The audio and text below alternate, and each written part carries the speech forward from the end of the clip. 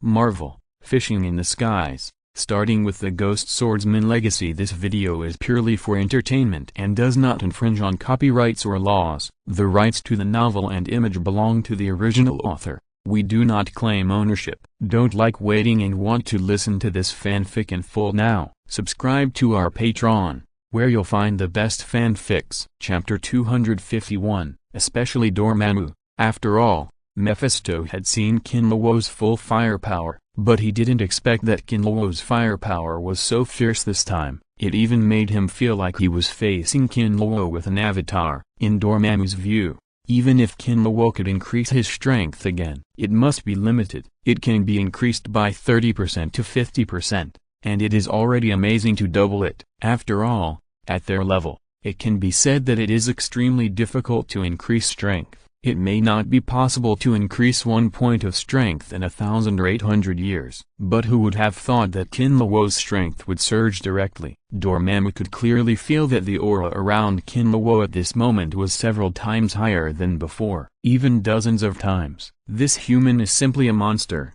Dormammu swallowed the dark energy in his throat. For the first time, he felt frightened of a human. Even the Ancient One did not give him this feeling. Although the Ancient One was his old rival, the fight between the two basically ended with Dormammu's failure. But Dormammu didn't think so. In his opinion, he and Ancient One were only half a catty and 8 tails. Sooner or later, he would be able to deal with this damn supreme sorcerer. What's more, Ancient One has the limitation of his body, even if he uses the dark power to prolong his life. But how much can it be extended? 10,000 years is the most. After all, the dark power is not omnipotent, and as time goes by, Ancient One will definitely be eroded by darkness. At that time, it will be too easy for him to deal with Ancient One. But Kinlawo didn't give him that feeling of upper limit. If he continues to get stronger at this level, Kinlawo will continue to become stronger. Doesn't it mean that one day the human in front of him will be able to surpass the gods with a mortal body? Even though he couldn't believe it in his heart,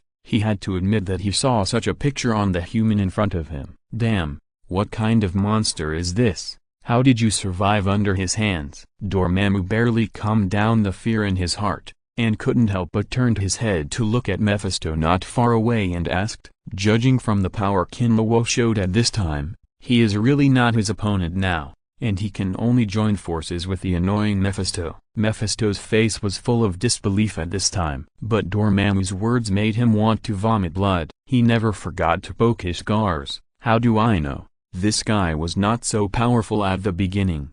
Damn it, he must have been hiding his weakness, and dared to play with me like this. Mephisto gritted his teeth and glared at Kinlawo. In his mind, he recalled that when Kinlawo fought with his incarnation, his eyes were a little mocking. It has to be said that invisible brain supplement is the most deadly. However, if Mephisto believes that Kinlawo's strength has made a leap in just a few months, I'm afraid he won't believe it at all. At this time, Kinlawo has become the focus of the whole audience. Whether it is Dormammu and Mephisto who are about to become opponents, there are also the Planet Devourer and the Ancient One who are about to explode. Even the emotionless Silver Surfer has set his sights on Kinlawo. Ancient One, you really found a good helper. Even you can't reach such a level with a mortal body. The Devourer of Planets looked at Kinlawo, and a trace of admiration flashed in his eyes. Ancient One's calm face also showed a complex expression, a little proud, and a little sighing. Others don't know, but she has been paying attention to Kinlawo since she blocked the meteorite, and witnessed his strength soaring with her own eyes. That kind of improvement speed, even she couldn't help but feel a little horrible. Swallow, don't underestimate humans. There will be many monsters among humans, believe it or not.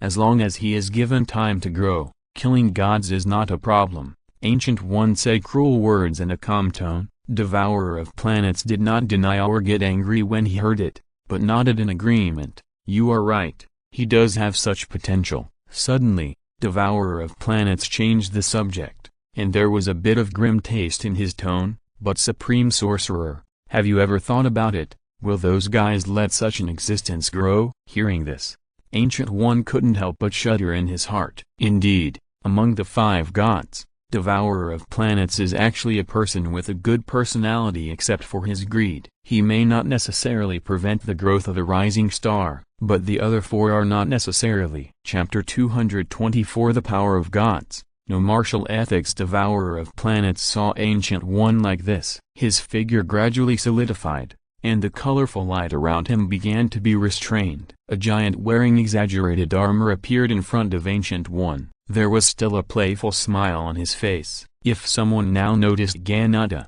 the daughter of Devourer of Planets, who was hiding in the dark, they would find that the armor worn by the father and daughter was almost exactly the same. It was completely carved out of the same mold. And now Ganata was completely attracted by Kinluo. The saliva flowed down as if it was free, and the pupils completely turned into the shape of a heart. It's so delicious. How can there be such a delicious human? I'm so hungry. I can't stand it. I want to eat him so much. Ganata stood there and twisted. Because of being too excited, her face turned red. Willpower and desire are fighting madly. In the end, willpower prevailed. Compared to Kinluo's temptation, or the sense of oppression brought to her by her father was stronger. After a moment of silence, Guyi shook his head slightly and said, "Let's talk about the future later." As he said that, Guyi's eyes became sharper, looking at the planet Devourer in front of him and said, "Star Devourer, you come to devour the earth for your own selfishness.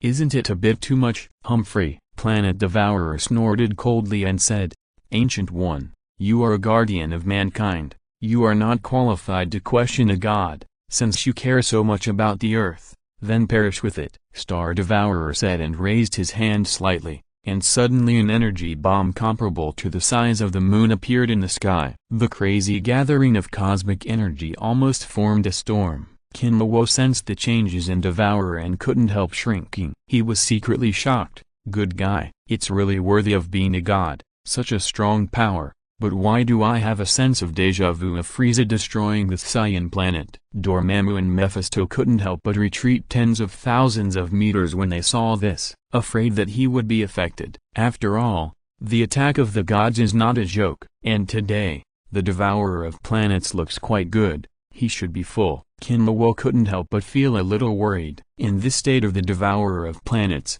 can the Ancient One still hold him back? However, the facts have proved that the supreme mage of the Ancient One is quite reliable. The Ancient One flashed and appeared in front of the Devourer of Planets. At this time, the cosmic energy of the Devourer of Planets has almost gathered. The huge energy bomb exudes a terrifying aura that makes people shudder. However, the Ancient One was not affected at all. She made seals with her hands, and countless mystical clones surrounded the Devourer of Planets in an instant. Each clone has a huge mystical magic circle in his hands. It's useless, Ancient One. Mortals are mortals. With your power, you can't stop a god at all. The Devourer of Planets looked at the Ancient One surrounding him, with a look of disdain on his face. If Ancient One wanted to use these clones to attack himself and block the energy bomb, he was really thinking too much. Whether Ancient One could break his defense was an unknown. However, Ancient One showed a smile of success at this time. Swallow Star,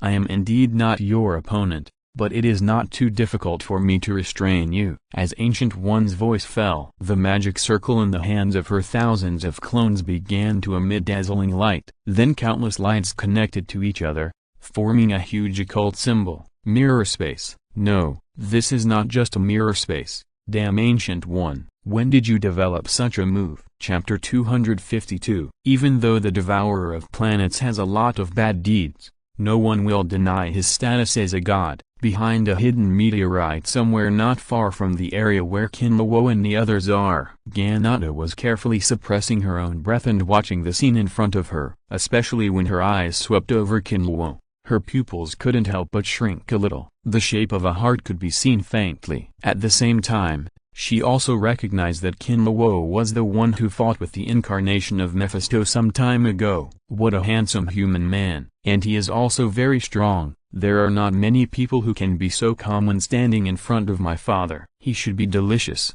right? Ganata murmured, her eyes gradually becoming a little blurred, but soon she regained her clarity. She knew very well that now was not the time to be crazy. Master Ancient One, Supreme Master, please, Don't agree. You must defeat my father. Don't let him devour the earth. I haven't had enough fun yet. I don't want to go back to my father. Ganata held her hands on her chin and kept praying, as if she was one of those believers who prayed for blessings. Originally, Ganata had already accepted her fate and was planning to rush out and force her father to leave by dying, but the appearance of Kinluo and Guyi brought her hope. She had heard of Guyi and Kinluo's reputation, especially Guyi. She had heard her father mention this powerful wizard more than once. The existence that could make her father admire. It must be good. Although in her opinion, Kinluo and Guyi were definitely not her father's opponents, but they were Ganata's last hope. She could only pray hard, and prepare to secretly look for opportunities to devour a wave of her father's power. Even if she exposed herself,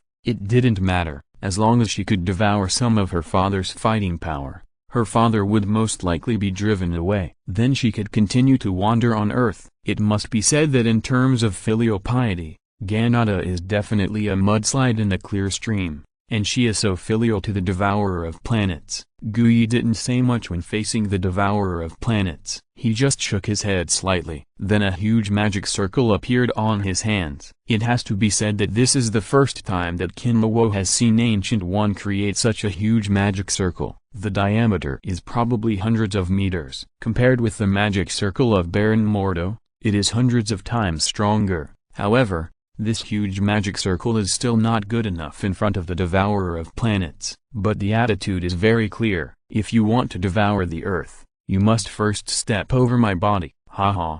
Ancient One, do you think you can fight us with a waste human? Are you too confident in yourself? Dormammu sneered at this, and the dark aura around him surged. The black fog spread out visibly. It felt a bit like covering the sky and the sun.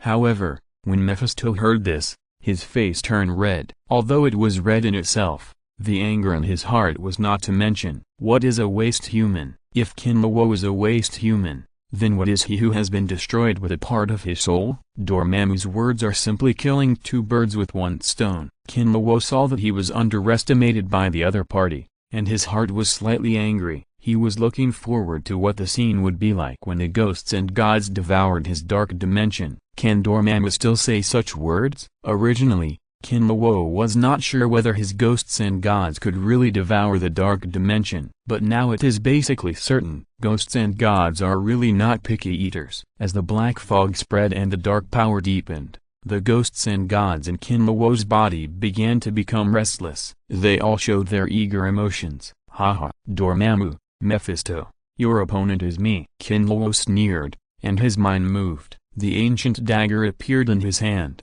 and the fighting armor also covered his whole body. The powerful momentum broke out in an all-round way. Even the devourer of planets couldn't help but look sideways. They could all see that Kinluo didn't have the traces of time. In other words, Kinluo only took a few decades to reach such a level. How could they not be amazed? You know, the least of them have lived for thousands of years. The power is good, but it's not enough. Do you want to compete with us with this little power? Although Dormammu was a little surprised, he was more mocking. Because the power Kinluo has now exploded is okay to deal with one of them, but it is a bit of a boast to want to deal with two of them at the same time. Be careful of Dormammu's soul magic. He is very good at enslaving souls. He is better than Mephisto in this aspect. Guyi warned at this time, and then the energy of the secret technique on his body surged, obviously preparing something. Kinluo nodded slightly to Guyi to express his gratitude, even though he was not afraid of the so-called soul magic. But he couldn't let her down, and Guyi had fought with Dormammu for many years, and her advice was still very convincing. Haha. Of course it's not over yet, it's just the beginning now. Kinluo turned around and sneered at Dormammu and Mephisto again, and the power around him soared again at this moment. Chapter 223 Full Firepower, shocking the audience. Broken extreme weapon, automatic block, flowing heart middle. Frenzy, murderous intention. Fluctuation imprint, frustrated will, rampage, bloodthirsty, blood frenzy. Ghost step, after image of Kaja, continuously buffed himself with multiple buffs. Kinluo's aura kept rising, coupled with the blessing of the sword heart and other buffs. Kinluo was the same as before. After adding 10 buffs, the surrounding space began to tremble. Not only that, Kinlawo is now much stronger than when he fought against the incarnation of Mephisto, and now that he has said it, if he keeps his strength, he will be a fool. The 4 awakening passives are also fully activated at this moment. Sword Saint, Extreme Ghost Sword Art Middle. Iron Cutting Style. When using Sword Art to attack, there is a certain chance to ignore the opponent's defense. Hellblood Demon, Blood Memory. When the enemy bleeds or falls into a state of consuming life, the power will be greatly improved. Soul Killer, Fear Aura, emits a dark aura that fears the enemy, greatly reducing the enemy's defense against dark forces. Great Dark Sky, Heart Eyes, see through everything, perceive good and evil. Kinlawo usually has to suppress these awakening passives to bless himself. There is no way, except for the Heart Eyes of the Azura series. The remaining awakening passives are really not necessary to bless in daily life. For example, when Kinlawo was sparring with Spider-Man, if he activated the passive skill of Sword Soul's Extreme Ghost Sword Art Middle. Iron Cutting Style, Spider-Man would be cut into 2 without even the ability to resist. Another example is the Soul-Killing Fear Aura. Once this passive skill is activated, everyone who sees Kinlawo will be as scared as if they saw an evil ghost. It would be strange if they didn't pee their pants. Even the people around him are the same. This passive skill really makes him have no friends. He can directly refuse all social interactions. To be honest, this is the first time that Kinlawo has let himself go like this since he was fully awakened. His whole body is full of a transparent feeling, like a person who has been carrying a heavy burden for many years. It's like suddenly taking off the burden. The feeling of relief is simply indescribable. Kinlawo is relieved. Mephisto and Dormammu are dumbfounded. Chapter 253. She was also starving for many years, but she was more able to control her desires and not go around devouring planets. In a way, Ganata has surpassed her father. She chose to come to Earth to avoid her father, to avoid being forced by her father to devour planets. She also liked the easy lifestyle on Earth. It's a pity that everything is coming to an end now. Thinking of her father's powerful strength, Ganata knew that if she didn't show up, her father would probably swallow the Earth directly, then pull her out of his stomach. Goodbye, my Earth, my lovely creatures. There are still many things I haven't eaten. Ganata sniffed her nose aggrievedly, as if she was missing the taste of the Earth. After all, for her, things on Earth, whether as small as bacteria or as large as the entire core of the Earth, are very tempting. To be able to restrain herself until now, God knows how much effort she has made. Ganata doesn't want the Earth to disappear in the stomach of the planet devourer because of her. Wipe away the tears from the corners of her eyes. Ganata's body exuded a lavender light, and then a set of exaggerated armor appeared on her body. The girl's figure shrank again. This is her most energy-saving form. Then it turned into a purple light and rushed straight into the sky. Outside the universe, Kinlawo and Guyi were still quietly waiting for the arrival of the devourer of planets. However,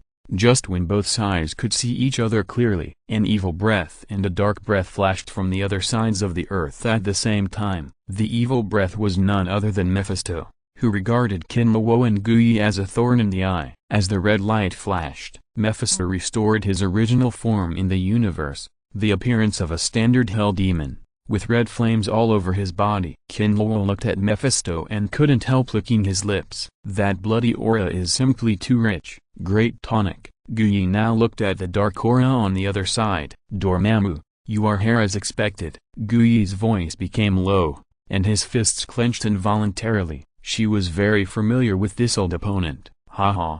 Ancient One, long time no see. How is my dark power? Does it taste good? Dormammu sneered, and a cold voice came from the darkness. Although this sentence doesn't sound like there is any special emotion, but Kinlawo can feel the endless anger contained in Dormammu in this sentence. Think about it. If Kinlawo is Dormammu, when facing Ancient One, I am afraid it is difficult to suppress the anger in my heart. That can't be described as scolding the cook after eating. For Dormammu, Ancient One is really a bit wicked. However, Ancient One was very calm when facing Dormammu. She rubbed the mark on her forehead. The taste is okay, and the lifespan is also obtained. The extension is that this mark is too ugly. You should improve your aesthetics. Dormammu is the master of the dark dimension. How can he bear such ridicule? Not to mention that the other party is his mortal enemy. Damn Ancient One, today I will let you and your Earth be shrouded in darkness. Dormammu roared, and then a huge human face jumped out of the darkness. As soon as she opened her mouth, a black energy beam shot towards the Ancient One. Facing Dormammu's sudden attack, the Ancient One was very calm. She turned her hand and a space portal appeared in front of her eyes, directly transmitting Dormammu's energy beam to another place, dissolving it completely. What's more annoying is that, I don't know if it was a coincidence, the dark mark on the center of the Ancient One's eyebrows flashed. Then a faint dark energy emanated from the Ancient One, filling the power consumed when she performed the secret technique. It's really ironic, Dormammu, you are a dark master, but you are played around by the supreme sorcerer. At this time, Mephisto's sarcastic voice rang out, although Dormammu was fooled by him. But this is purely a relationship of interest. The two of them didn't have much friendship to begin with, and even because they were both controllers of dark power, they felt that they were enemies in the same industry. In short, the two of them were quite incompatible. Seeing Dormammu being defeated by the Ancient One, how could Mephisto miss such a good opportunity to mock him? Damn it, Mephisto, what kind of dog are you? You have been cheated countless times by your own men. Now a human has annihilated part of your soul, and you still have the nerve to speak? I am ashamed to be on par with you. Dormammu roared angrily and directly exposed Mephisto's embarrassment. There was no politeness at all. Kinlawo rubbed his nose when he heard it. It seemed that the human Dormammu was talking about was himself. At this time, Mephisto's eyes were about to bulge out with anger. He wanted to rush up and bite off a piece of Dormammu's flesh. But he was not Dormammu's opponent now. There was no way. After all, not everyone was like Dormammu, dissolving the dark dimension into himself, so that he was always in peak condition. Mephisto had thought about merging hell with himself. It was a pity that he was just a housekeeper. How could the real master of hell allow such a thing to happen? Am I here to see you quarrel? Dormammu, Mephisto. Galactus's deep voice resounded throughout the universe. Chapter 222, Filial Daughter. Underestimated. When Galactus called out Mephisto's name, the dissatisfaction in his words was particularly strong. It was obvious that Galactus still couldn't let go of the fact that he was tied in hell. After all, it was too disgusting. Even though everyone knew that Galactus's fighting power was fluctuating, that day happened to be when he was hungry, and he was in someone else's territory. But it was a fact that a god was tied by a father-level god. Galactus was also nailed to the pillar of shame. If he didn't know that his daughter was hiding on Earth, would Galactus cooperate with his own shame? Don't be kidding. It would be better to just swallow Mephisto directly. Mephisto and Dormammu are not fools. They know the gap between them and Galactus. Even though they were very dissatisfied in their hearts, they all settled down, and no one spoke again. They just stared at each other fiercely, ready to find an opportunity to pit the other party hard. HMPH. Galactus snorted coldly, and ignored Dormammu and Mephisto. Then he turned his head and set his eyes on Ancient One, and said calmly, "Sorcerer Supreme, I want your Earth. If you want to leave, I won't stop you. Otherwise, I will devour you along with the Earth." Galactus' voice was not loud, even a little soft, but the words he said could not help but make people shudder. It was even more unquestionable. There was no way, because he was a god, and the 5 great gods were not called that for nothing. Chapter 254. It began to expand at a speed visible to the naked eye. Soon it reached a height of 40 meters. From a distance, it looked like a special building. Kinlawo's playfulness, which had just dissipated a little, was restored. Big, big, big. Kinlawo pointed at the ancient dagger, like Monkey King, constantly pointing at the ancient dagger with his fingers. It must be said that the ancient dagger really gave face. But when it grew to more than 100 meters high,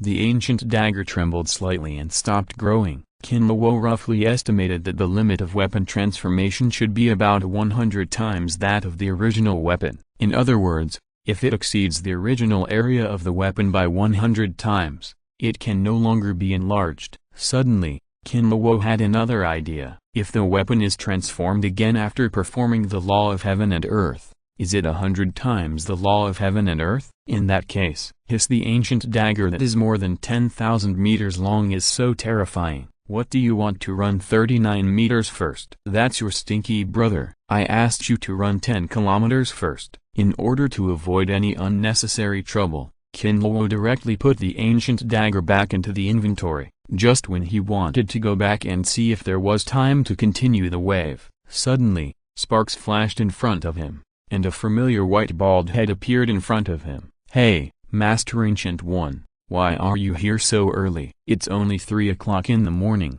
and I'm going to take a nap. Kinluo looked at Ancient One with a slightly surprised expression. It's still far from the agreed time. However, Ancient One's expression was very serious at this time. She said to Kinluo solemnly, "There is a problem with the time. Those guys may arrive early, and there is also a variable." What variable? Kinluo raised his eyebrows and couldn't help asking. According to Ancient One's character, if it weren't for someone who was too troublesome, she would not have such an expression at all. Planet Devourer. He didn't come alone. He also brought one of his men. You're not talking about Silver Surfer? Kinluo heard the word men, and the first thing he thought of was the guy in silver and white riding a skateboard. Sure enough, you know a lot of things. Seeing Kinluo directly reveal the other party's identity, Guyi showed a helpless smile on his face. Okay, Master Guyi, why bother so much? It's just a Silver Surfer. Just follow our plan,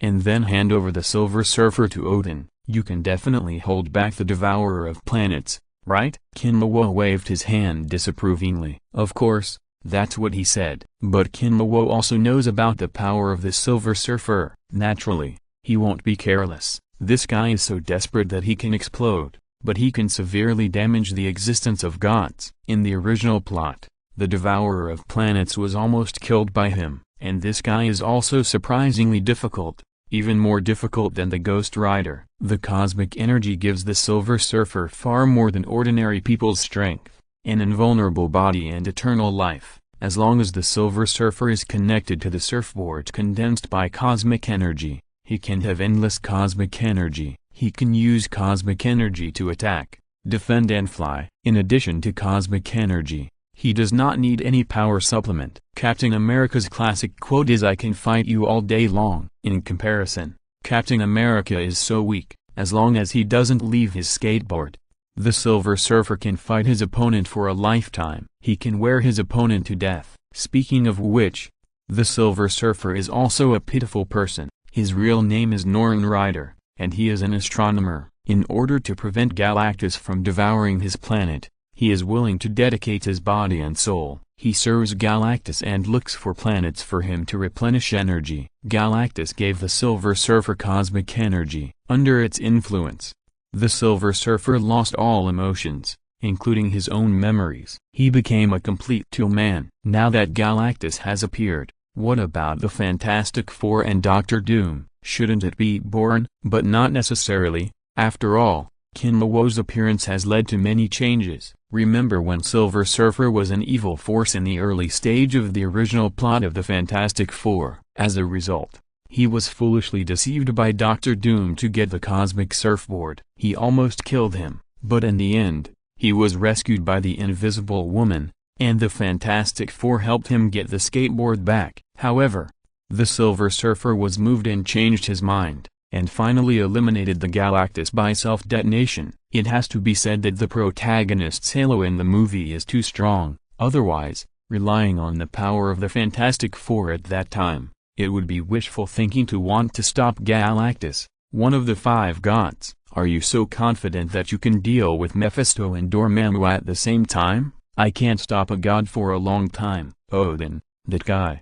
I guess he can't be trusted. After all, he is old, and his body can no longer bear his growing divine power. Ancient One's expression eased a little, and his words were still full of seriousness. Don't worry, I promised to let those 2 guys call Daddy. Don't forget I still have a big trick. Let's go now. The guests are not far away. Kinluo waved his hand, still looking relaxed. Looking into the distance, a touch of color appeared in the black night sky. Guyi followed Kinlawo's gaze and nodded slightly. Hearing what Kinlawo called a big move, her solemn expression finally relaxed completely. No matter what, the only variable is on her side, and everything is possible. Then Guyi turned his wrist, and a space portal appeared in front of him. Kinlawo was too lazy to use instant movement, and followed Guyi out of the portal, came directly to the universe. The moment he entered the universe, a dark purple and black mark appeared on Guyi's brow.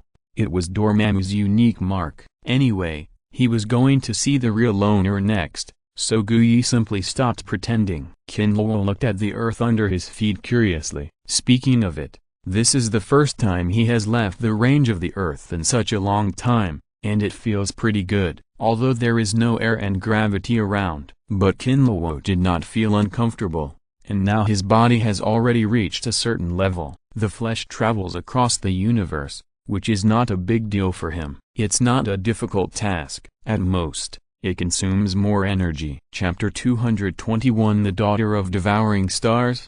Enemies arrive. Kinlawo looked into the distance. He saw a giant whose face could not be seen clearly, with a neon-like light flashing all over his body. He was approaching the earth quickly, and there was a small silver dot next to the giant. Of course, this was just a relative comparison. The small silver dot was the variable mentioned by Ancient One, the most capable subordinate of Devourer of Planets, the Silver Surfer. In this way, there is no need to say more about the identity of the giant, the strongest character in this invasion of the Earth. Devourer of Planets, one of the 5 great gods, nicknamed Devourer of Stars, Devourer of Uncle. At the same time, in a luxurious villa somewhere on the Earth, a beautiful girl with drooling mouth was eagerly watching various animals on TV. Suddenly, she seemed to feel something, and rushed out of the villa in a flash. Looking at the light in the sky, her face showed an uncertain look. This beautiful girl was the target of Devourer of Planets,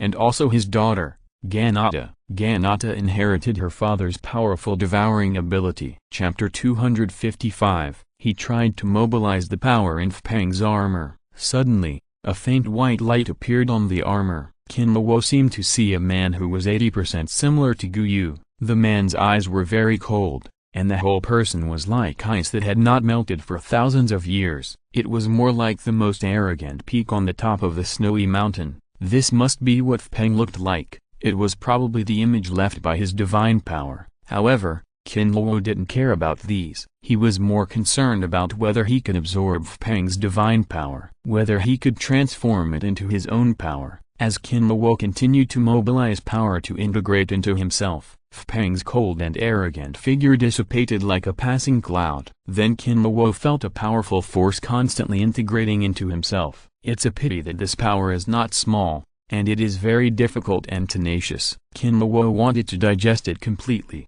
which was completely a slow process. It would take at least 1 or 2 months. It is absolutely impossible to swallow it all in a short time. If he really did it by force, not only would he not devour this power, but it would most likely backfire on him. By then, even if he didn't die, his swordsmanship would be greatly damaged. His strength would most likely decline. Kinlawo would naturally not let this happen. Anyway, Kinlawo's strength is now enough to deal with a strong enemy. 1 or 2 months is 1 or 2 months, which is better than him slowly grinding. At least it won't take a year or 2. At most, Kinlawo will retreat for a month after this incident. By then, it will be easy to break through. At this time, the system's voice sounded again. Ding. Super fishing buff detected. Get additional special reward. Weapon transformation. Super fishing buff times remaining.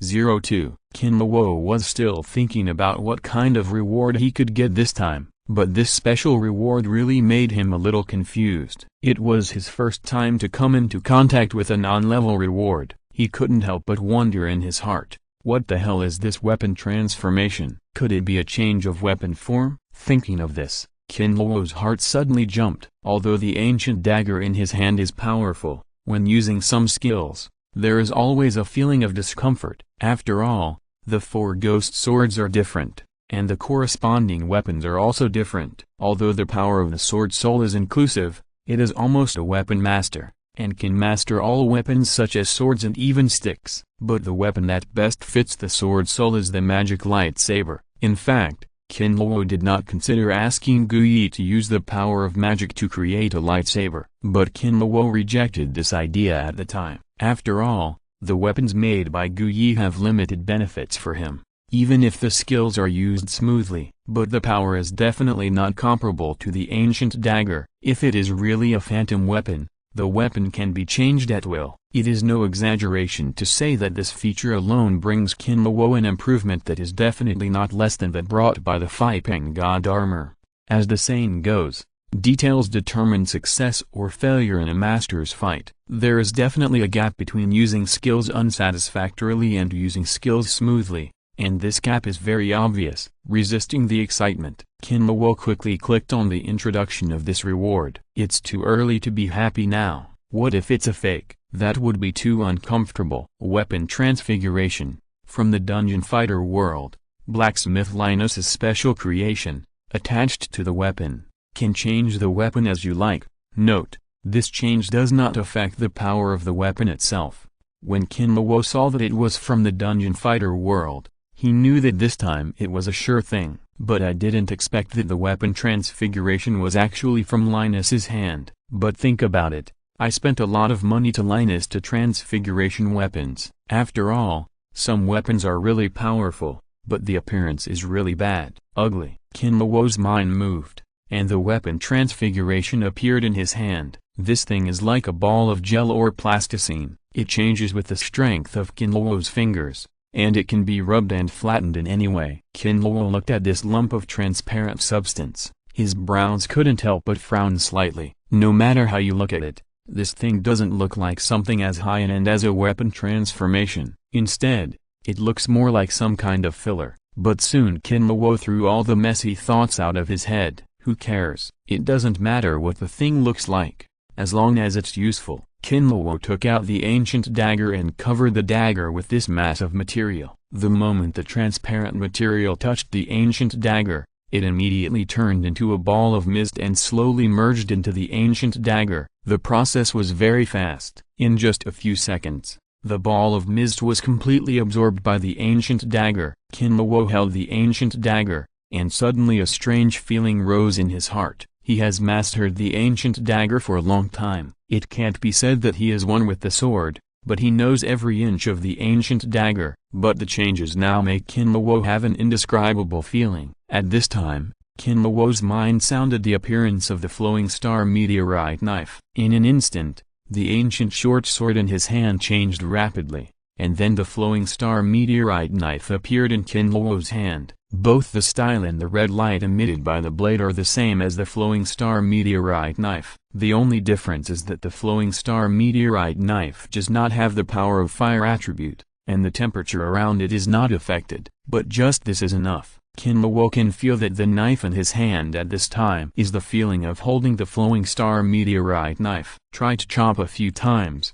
The feeling is that of a long sword, not the ancient short sword. Kinluo was overjoyed, and began to try to transform into various weapons. Demon sword middle apathis, unsword middle useless, snow drinking mad knife, peerless sword, king long yenaiu knife, black knife middle night. Tried to transform into more than 100 weapons. Kinluo transformed almost all the weapons in his impression. The result was no hindrance. Silky and fierce. Chapter 220 Arriving early, Silver Surfer. Kinluo quickly emptied his mind. Basically, all the famous swords were tested. In the end, the ancient dagger in his hand returned to its original appearance. Suddenly, Kinluo's heart moved. He remembered an old joke that was popular in the original world, a 40-meter machete. It seemed that Kinluo felt the change in his mind, and the ancient dagger in his hand began to change again. Chapter 256 Kinluo's pupils suddenly contracted. He had expected the power of Fpeng's armor. He really didn't expect that this armor would be so powerful. Fpeng's armor,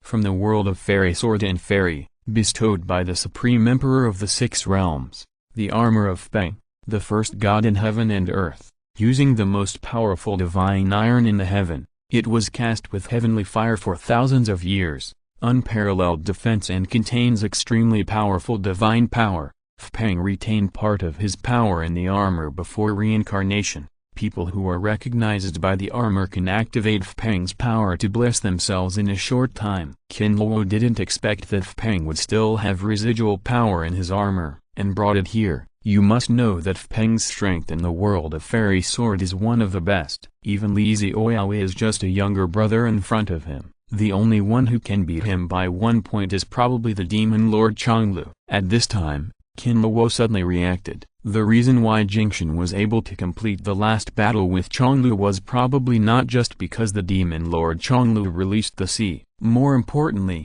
it was the power of Fpeng contained in Fpeng divine armor. Otherwise, even if Jingtian had a heavenly appearance, it would be impossible for him to transform from an ordinary person to a person who could fight against the demon lord in such a short time. If there was no Fpeng divine armor, even if the demon lord released the sea, maybe Jingtian would not be able to withstand even one move and would die. Qinluo put his hand on the Fpeng divine armor. Perhaps because of the system, Qinluo did not feel resistance on the Fpeng divine armor. Instead, he felt a little close. It is estimated that Jingtian felt the same way at that time. No matter what Jingtian is like, he is the reincarnation of Fpeng. It is not surprising to get the recognition of Fpeng divine armor. With a thought, the Fpeng divine armor automatically decomposed and then fell accurately on Qinluo's body. Helmet, shoulder armor, abdominal armor, arm guard, belt, iron armor skirt.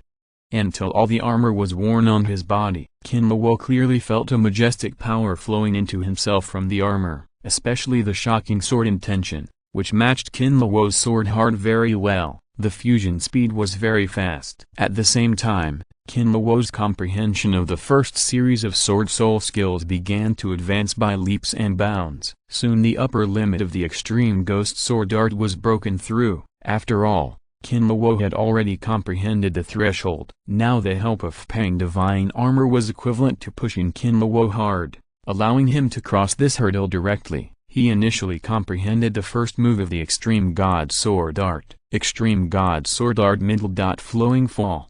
However, it was not enough to comprehend the initial sword moves of the extreme god sword art. In less than 10 minutes, Qinluo's sword soul series broke through again. He comprehended the powerful sword moves he had been thinking about for a long time, breaking the air and drawing the sword. The power of the normal drawing the sword is already quite good. If Qinluo is willing, it is no problem to flatten the entire city with one sword. And the power of breaking the air and drawing the sword is 10 times stronger than the drawing sword, even 100 times more powerful. This shows it is really so terrifying. The power of the sword soul system has been continuously breaking through, driving the skills of other systems to break through as well. However, the skills of Devil May Cry and Azura have almost reached the peak, so the breakthrough is not big. Only the Berserker has a new improvement. Qinluo is also half a step away from comprehending the same blood burst. Now the breakthrough of the sword soul system directly helps Qinluo save this half step and comprehend the blood burst. However,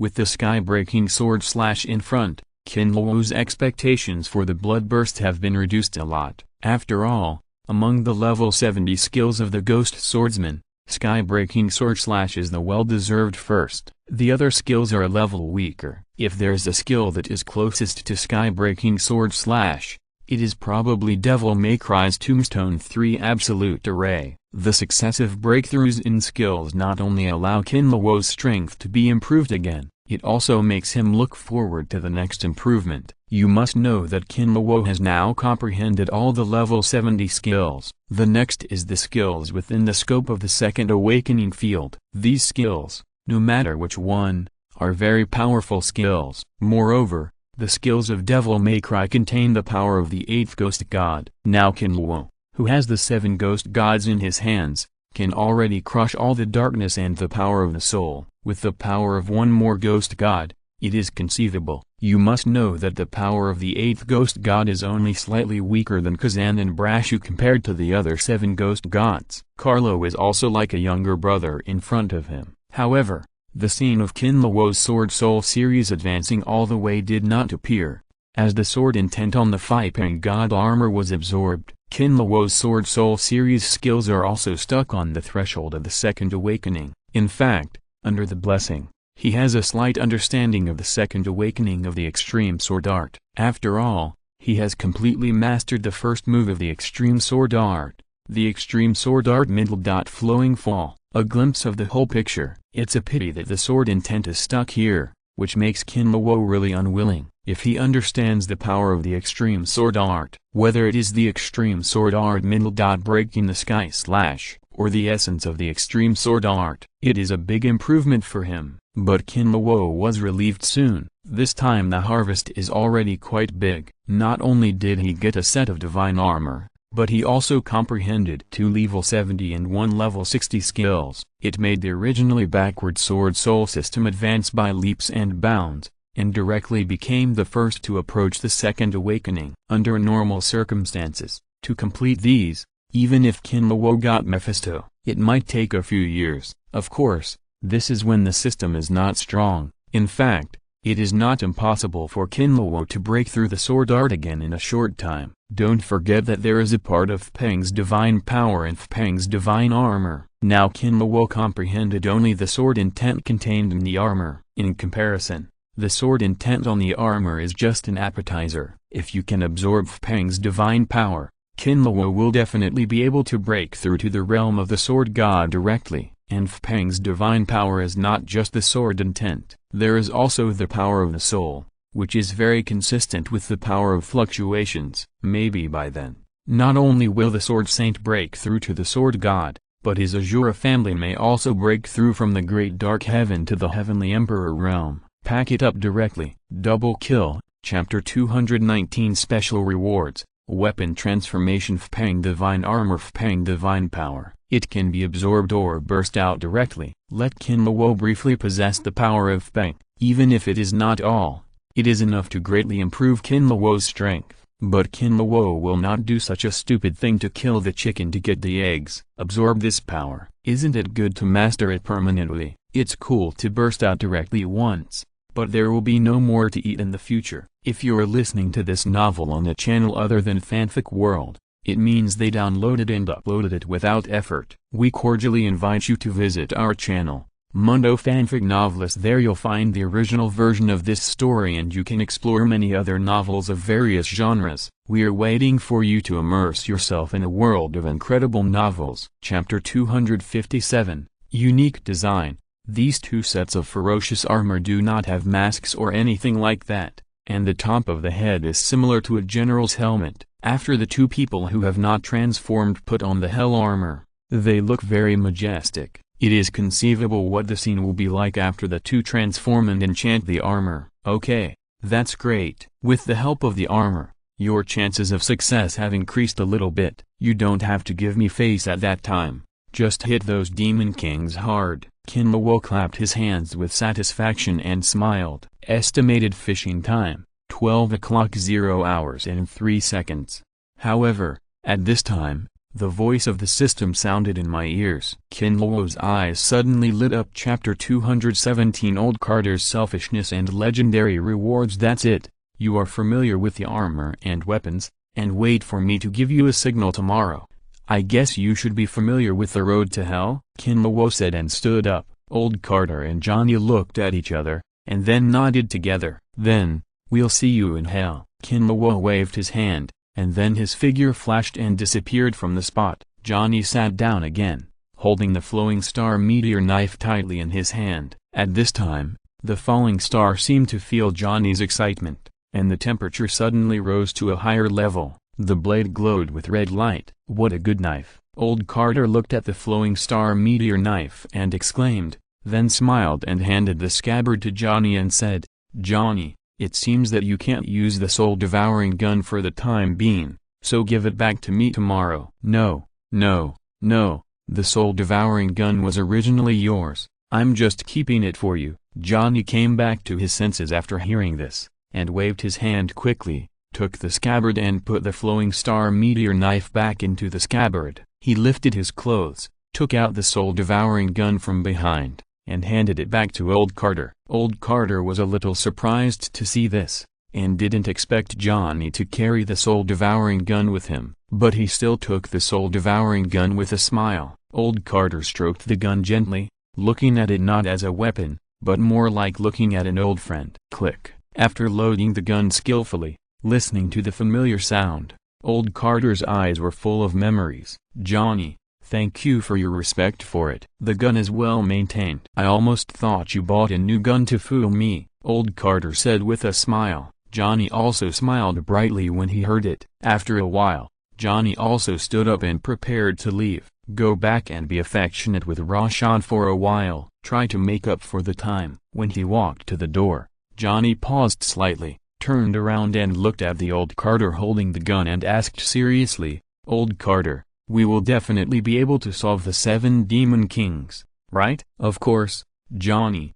The 7 Demon Kings are not as scary as you think. What I said before is just the worst result. A trace of solemnity flashed in Old Carter's eyes, but on the surface he was very relaxed. Johnny got the answer he wanted and left the room with satisfaction. After Johnny left, Old Carter held a soul-devouring gun in one hand, and stroked the black hell suit with the other hand, muttering, the real difficulty is not the 7 Demon Kings, but the people behind Mephisto. I hope Mr. Kinlawo has been prepared for it. After all, he will also face a god. Otherwise, Old Carter couldn't say anything more, but his eyes were full of determination. If it really comes to the last step, he has made plans to sacrifice. The person that Old Carter is talking about is naturally Mephisto's master, one of the 5 gods, the Lady of Death in the Kingdom of Death. Of course, she can also be called the Goddess of Death. In fact, in the matter of attacking,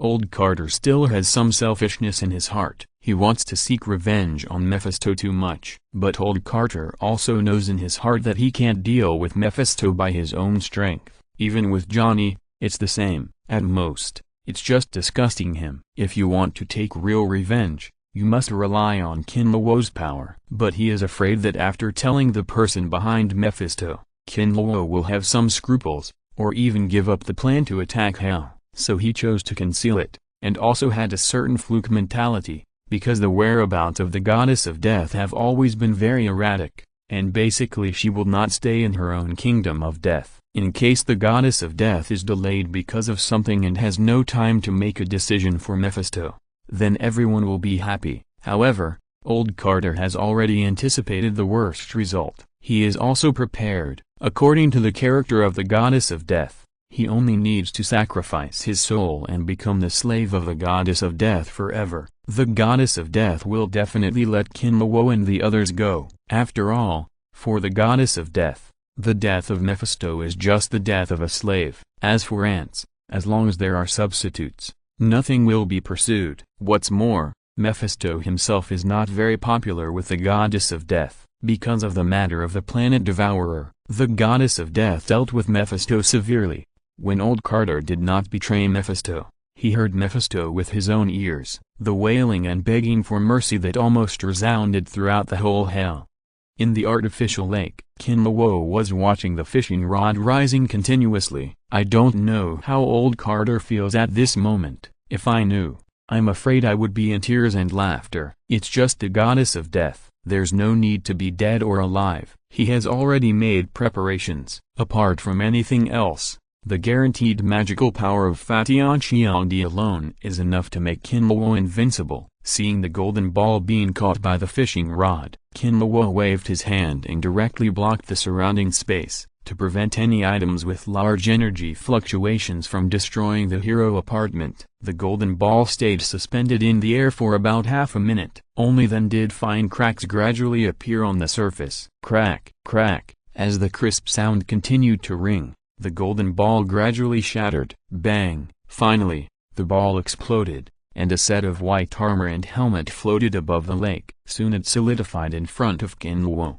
In fact, it is not quite accurate to say that this set of armor is white. It should be said that it feels like silver and white. Kinlawo gently stroked the lines on the armor. Just by touching it, he could sense the strong murderous aura and the shocking sword intent. Obviously, the former owner of this set of armor must have experienced countless battles, and he was also a strong swordsman. Otherwise, the murderous aura and sword intent on the armor would not have condensed to such an extent. The murderous aura is almost substantial. From the murderous aura alone, it is not much inferior to the murderous intention fluctuations. The sword intent is even comparable to the sword heart condensed by Kinluo through the Shushan secret technique. You must know that after experiencing so much, Kinluo, who has completed the awakening of the Sword Saint, has a different sword heart. The remaining sword intent alone is comparable to the sword heart. This shows how powerful the former owner of this armor was. Ding! Congratulations to the host for winning the legendary reward, Phi-Peng God Armor. In fact, there is no need for the system to remind him. Kinluo has already recognized who this set of armor belongs to. Apart from anything else, the unique helmet alone is enough to prove everything. Kinluo didn't know how many times he had played the Fairy Sword series. It's a pity that Brother Guyu only appeared in 2 episodes, otherwise Kinluo wouldn't have to read them over and over again. Chapter 218 Peng Divine Armor, breaking the sky and slashing with a sword. Kinluo stroked the Peng Divine Armor. After all, I am a man with equipment. Although I don't know what the attributes are, this set of armor is really cool. Click on the introduction of the Peng Divine Armor. Chapter 258 Brother Qin, are you going to give me this knife? Kinluo couldn't help rolling his eyes when he heard Johnny's words. You are so beautiful. This knife means a lot to me. At most, I lend it to you. You still have to return it to me in the future. Is that so? Then I am relieved. Johnny's eyes flashed with disappointment, but more of it was a look of relief. Kinluo has helped him enough. If he gives him such a treasure again, he really doesn't know what to do. When the favor reaches a certain level, it is a mountain-like burden. This knife is called the Flowing Star Meteorite Knife.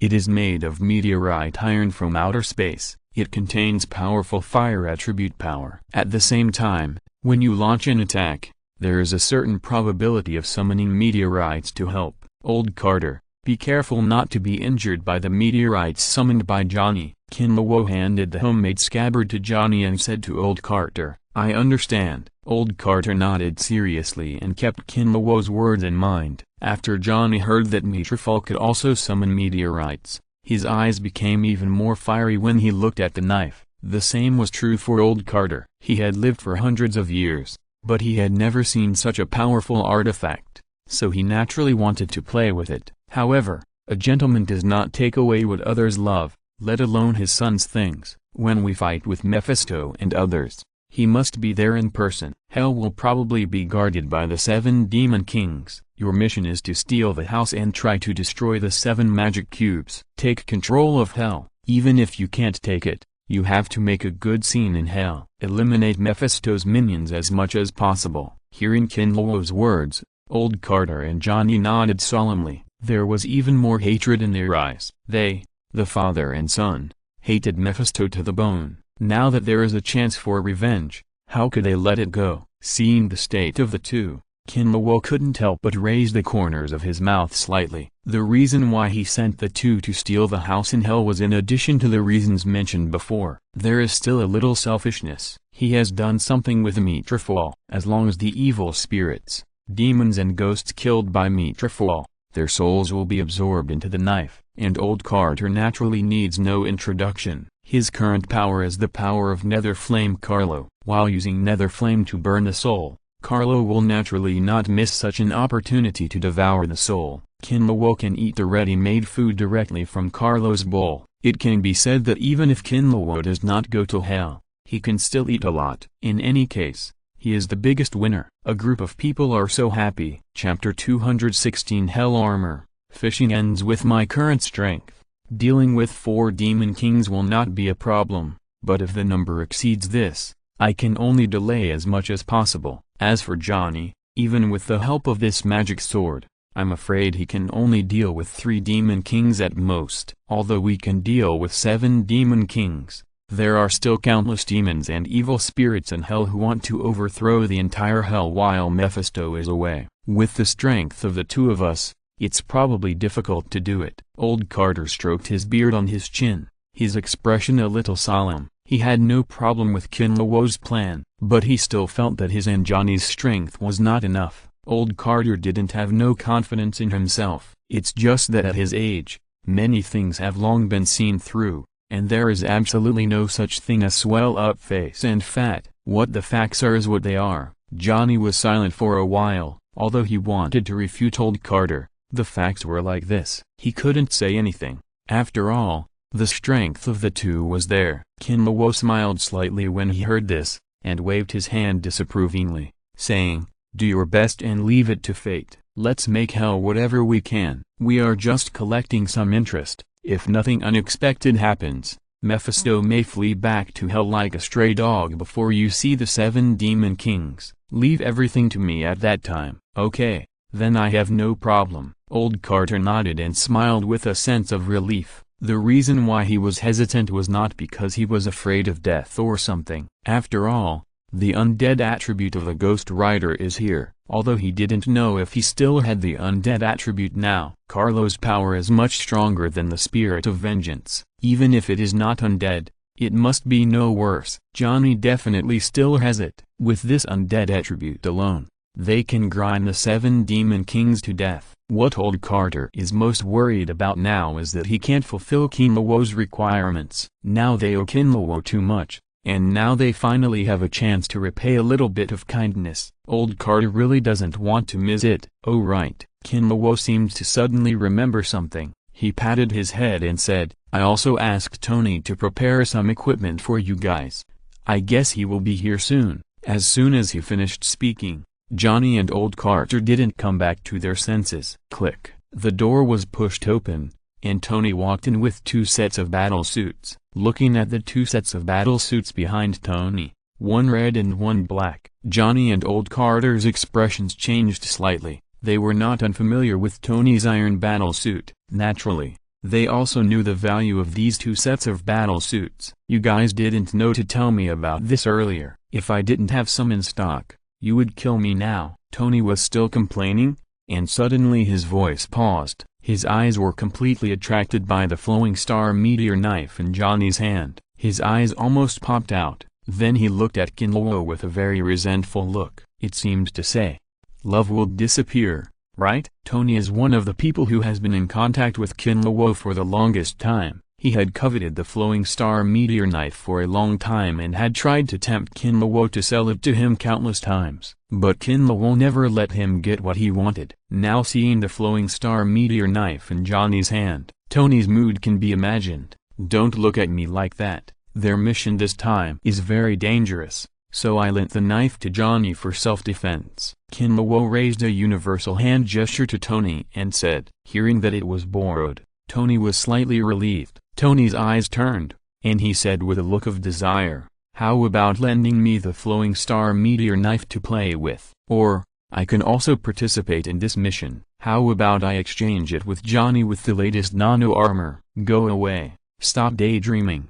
Put down the battle suit. You can go. Your mission tomorrow is not easy. If one is not good, Loki is likely to summon the Chitauri army, and you will be busy then." Kinlawo waved his hand impatiently. "There will be no problem in lending it to Johnny, but if it is really lent to Tony, then the problem will be big. It is still the same old thing. Tony is too good at research. Don't let him really research something, then call the monsters from the dungeon world. You know, some apostles have the ability to locate other worlds. Once they locate this world, Kinlawo will really have fun. Fuck. Use people to move forward. You don't even think about getting any good things from me in the future." Tony raised a universal gesture to Kinlawo fiercely, and then said hello to Johnny and left angrily. "Come on, don't worry about him. Try to see if this armor fits you first." Due to the energy problem of the two of you, these 2 sets of armor are not filled with arc reactors. You still have to rely on your own strength to activate them, but with your ability,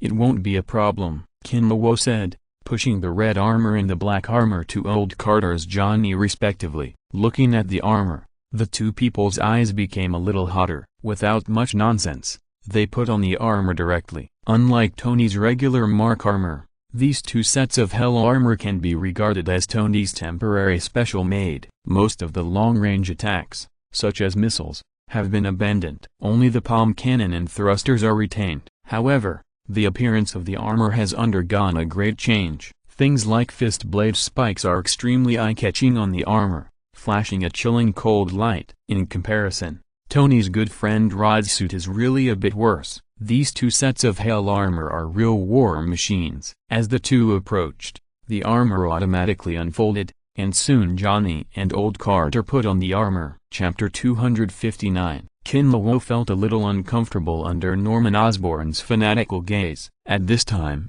Tony suddenly showed a sly smile, gave Kinlawo a thumbs up and said, "Old Kin, how about teaching me to learn the beautiful Dragon Country language? You also know that we have too few words to compliment people here." Hee. That depends on your sincerity. Kinlawo ignored Norman and showed the same sly smile as Tony. May Parker was speechless about the two people who went off track at the beginning of the business, and quickly interrupted them and said, "Okay, you two, aren't we talking about business? What happened to SHIELD? Did Tony Nick Fury call you again?" "Yes." Tony immediately returned to a serious look, and his expression changed so quickly that Kinlawo seriously suspected that he had secretly gone to Tanfu in Dragon Country. This time it's not a small matter. An alien invaded the Earth, snatched the Cosmic Cube, and took control of Coulson and Hawkeye. Coulson and Hawkeye also said that the important thing is the Cosmic Cube, which contains extremely terrifying power. Once it explodes, the entire city may be destroyed. After hearing Tony's words, everyone's expressions became serious. Then everyone's eyes turned to Kinlawo. "Why are you looking at me?" "Tony, continue talking." Kinlawo couldn't help but smile when he saw this. Hey, don't act like you have nothing to do. What do you think?" "Don't tell me you don't know." Tony raised the international universal hand gesture again in dissatisfaction. "Sooner or later, you will stick out this finger." Kinlawo glared at Tony, then waved his hand and said, "Come on, it's just right that everyone is here. This time there is indeed something going on. Let's go in and talk." As he said that, everyone followed Kinlawo to a room with various entertainment facilities. This is a place Kinlawo specially cleaned up for everyone to gather. It just came in handy. Everyone sat down on the oversized sofa. Old Carter released his Dark Knight status before entering the room. Old Carter at this time was obviously much more energetic than before, and even the wrinkles on his face were less. He looked a bit like a young man with white hair, but compared to his stunning appearance before, this change was really nothing. Kinlawo said directly, "This matter is not big, but not small either. The intruder is called Loki, the Prince of Asgard, the brother of the Hammer Owner, the god of conspiracy and trickery. As for the purpose of his coming to Earth this time, it is for the Chitauri." Kinlawo briefly talked about the purpose of Loki's coming to Earth and the matter of the Mind Stone and the Space Cube. Everyone frowned when they heard it, and the atmosphere became a little depressed. Kinlawo saw this and said, "Come on, you don't have to worry too much. Loki is just average. Spider-Man can beat him up, not to mention others. Just be careful not to be controlled by the Mind Gem." "What you said is simple, but it seems wrong." "You said, why don't you participate in this matter?" Tony noticed the abnormality in Kinlawo's words and asked. "That's right, this time you can only solve it by yourself. Not only that, I also have Johnny and old Carter, and I can't help you." Kinlawo shrugged his shoulders. "Kin, is it a problem in hell?" When May Parker heard that Kinlawo was going to take old Carter and Johnny away, he realized something and asked seriously. Kinlawo looked at May Parker with approval. Sure enough, the two of them have been together for a long time, and they know their own strengths and weaknesses. There is no need to say more about some things. "That's right, Mephisto is going to make trouble again. His problem is much more serious than Loki, so I will solve him first," Kinlawo said with a cold light in his eyes. "After this incident, there will be no future for Mephisto." Chapter 215. Borrowing a knife from Johnny and stealing the house plan. After the business was discussed, everyone immediately started to eat, drink and have fun. The conditions are here, it would be a pity not to use them. Just treat it as a pre-war carnival. After receiving the notice from Maypark, Pepper quickly came over. Everyone is not a stranger, so the atmosphere is extremely harmonious. Osborn and Tony talked about his nano armor. Spider-Man, His good friend and Daredevil were playing video games on the side. Roxanne and the other 3 women were chatting together, from complaining about their men to cosmetics and the like, as if there were always endless topics to talk about. Johnny listened to the guidance of Old Carter and the story of Old Carter. Kinlaw looked at the scene in front of him. A knowing smile appeared on his face. This feeling is really good. I hope that there will be more and more people in the future, and there will be no reduction in personnel. Thinking of this, Kinlaw's mind moved, and the power of fluctuations suddenly surged. It accurately attached to everyone's soul, forming a light film, except for Old Carter, Little Spider and May Parker. The others only felt a breeze on their faces, and then nothing happened. The 3 of them looked at Kinlaw, and a smile appeared on their faces at the same time. But they didn't say much in tacit understanding. The function of this wave film is very simple, which is to prevent the control of the mind gem. With such a layer of insurance, Kinlaw's last trace of worry is gone. He can rest assured. With the current strength of these people, without the obstruction of the mind gem, it is not easy to deal with Loki. Happy times are always short. Midnight soon arrived. Although everyone was a little reluctant, they also knew that there was still work to do tomorrow, so they all went back to their rooms. About 2 hours later, Kinlaw covered the sleeping May Parker with a blanket. With a flash, he appeared in Old Carter's room. Old Carter and Johnny were not asleep. Seeing Kinlaw coming, Johnny said with some envy and jealousy, "Brother Kin, Old Carter and I have been waiting for you for more than an hour." Ahem. Old Carter coughed dryly, waved his hand with a smile and said, "Don't listen to his nonsense. I just took a nap, but Johnny really waited for you for an hour and a half." TSK half an hour? Little brother, you can't do it either. Johnny heard Kinlaw's meaningful words. His face flushed immediately, seeing that Johnny was embarrassed and was about to deduct 3 bedrooms and 1 living room. Kinlaw smiled and waved his hand and said, Okay, I will help you solve your problems later. Let's talk about business first." Johnny and Old Carter heard the words, their expressions became serious, and they sat up straight waiting for Kinlaw's orders. "Mephisto has joined forces with 2 big guys to make trouble. I believe Old Carter has told you the specific situation, right?" Kinlaw looked at Johnny and said, "Tell me everything clearly." Johnny nodded, biting his back teeth and said, "I didn't expect that Mephisto would still be around. I will never let him have an easy time. Don't worry, I promise I will do as you wish." Kinlaw smiled and patted Johnny's shoulder, then took out a red long knife and handed it to Johnny. It was the long-lost flowing star meteor knife. As soon as the meteor fell, the temperature in the whole room began to rise. People couldn't help but feel a burst of heat. Fortunately, Johnny and Old Carter both have good fire attribute energy in their bodies, so there was nothing big. But Johnny's eyes were straight when he looked at the flowing star meteor knife. That look was like the eyes of a hungry wolf seeing a big piece of fat meat. Not only Johnny, but even Old Carter felt a heartbeat. Johnny stretched out his hand and took the long knife from Kinlaw's hand. As soon as the meteor fell on his hand, Johnny felt that the power in his body had been greatly improved, at least more than twice. The spirit of vengeance was also extremely excited at this time, and had a faint urge to break out of the body. However, considering Kinlaw's presence, the spirit of vengeance did not go too far in the end. Chapter 260. This ability to talk nonsense in a serious manner is simply. Old Carter was at a loss for words and didn't know what to say. But anyway, as long as you don't play with the soul wantonly, it will be fine. Perhaps it was because of his own experience. Old Carter attaches great importance to the soul. In his opinion, even the guilty souls in hell should not be played with by the strong. Mr. Kinlaw, in this case, are you going to do something to Mephisto? Old Carter asked with some curiosity. It's not that I want to do something to him, but he is going to join forces with Dormammu and the Devourer of Planets to do something to me tomorrow. Kinlaw smiled and said. Kinlaw didn't intend to hide this matter at all, so it didn't matter to tell Old Carter. Good on Dormammu, Devourer of Planets.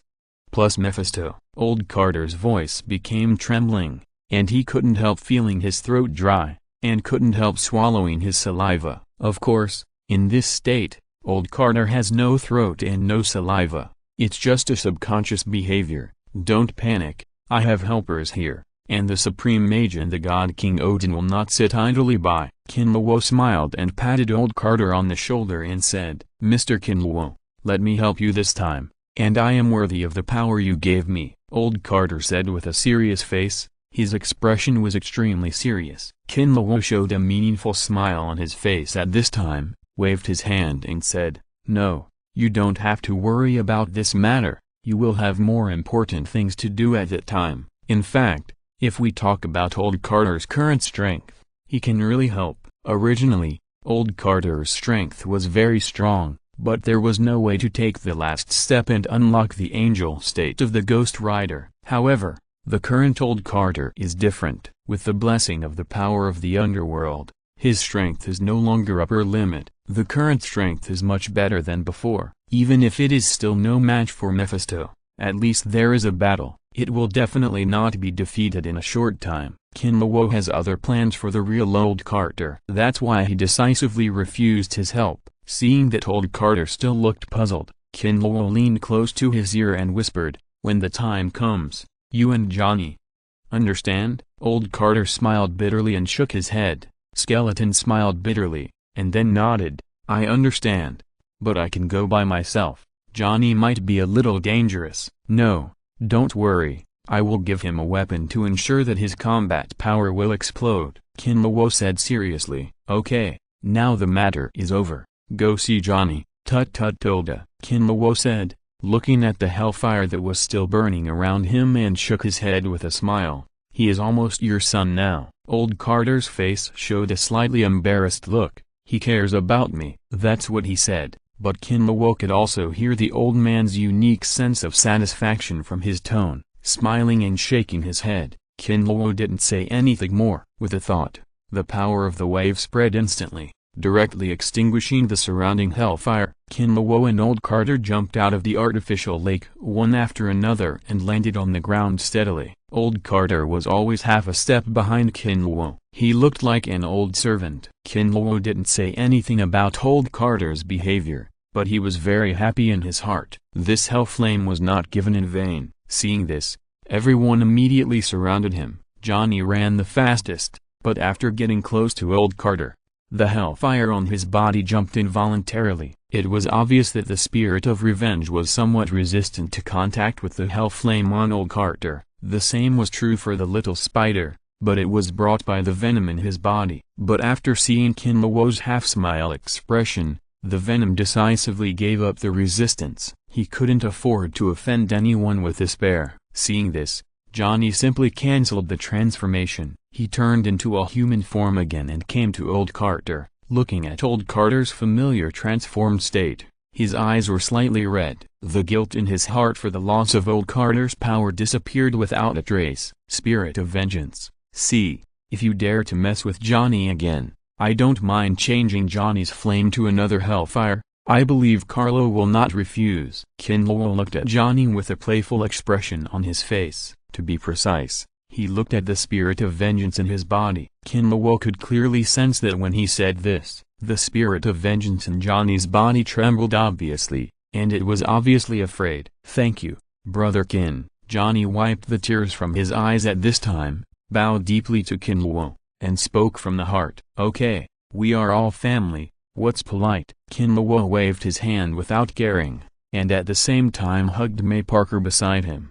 However, at this moment, Tony's voice sounded in the sky. Oh, it's very lively. What are you doing? How did Johnny's flame change? Walter, Johnny, you didn't transform. Then who is he? Tony's doubtful voice sounded, and after landing, he pointed at the transformed old Carter and asked with a confused face. Chapter 214 City Crisis? A bigger crisis. Guess, Kinluo said.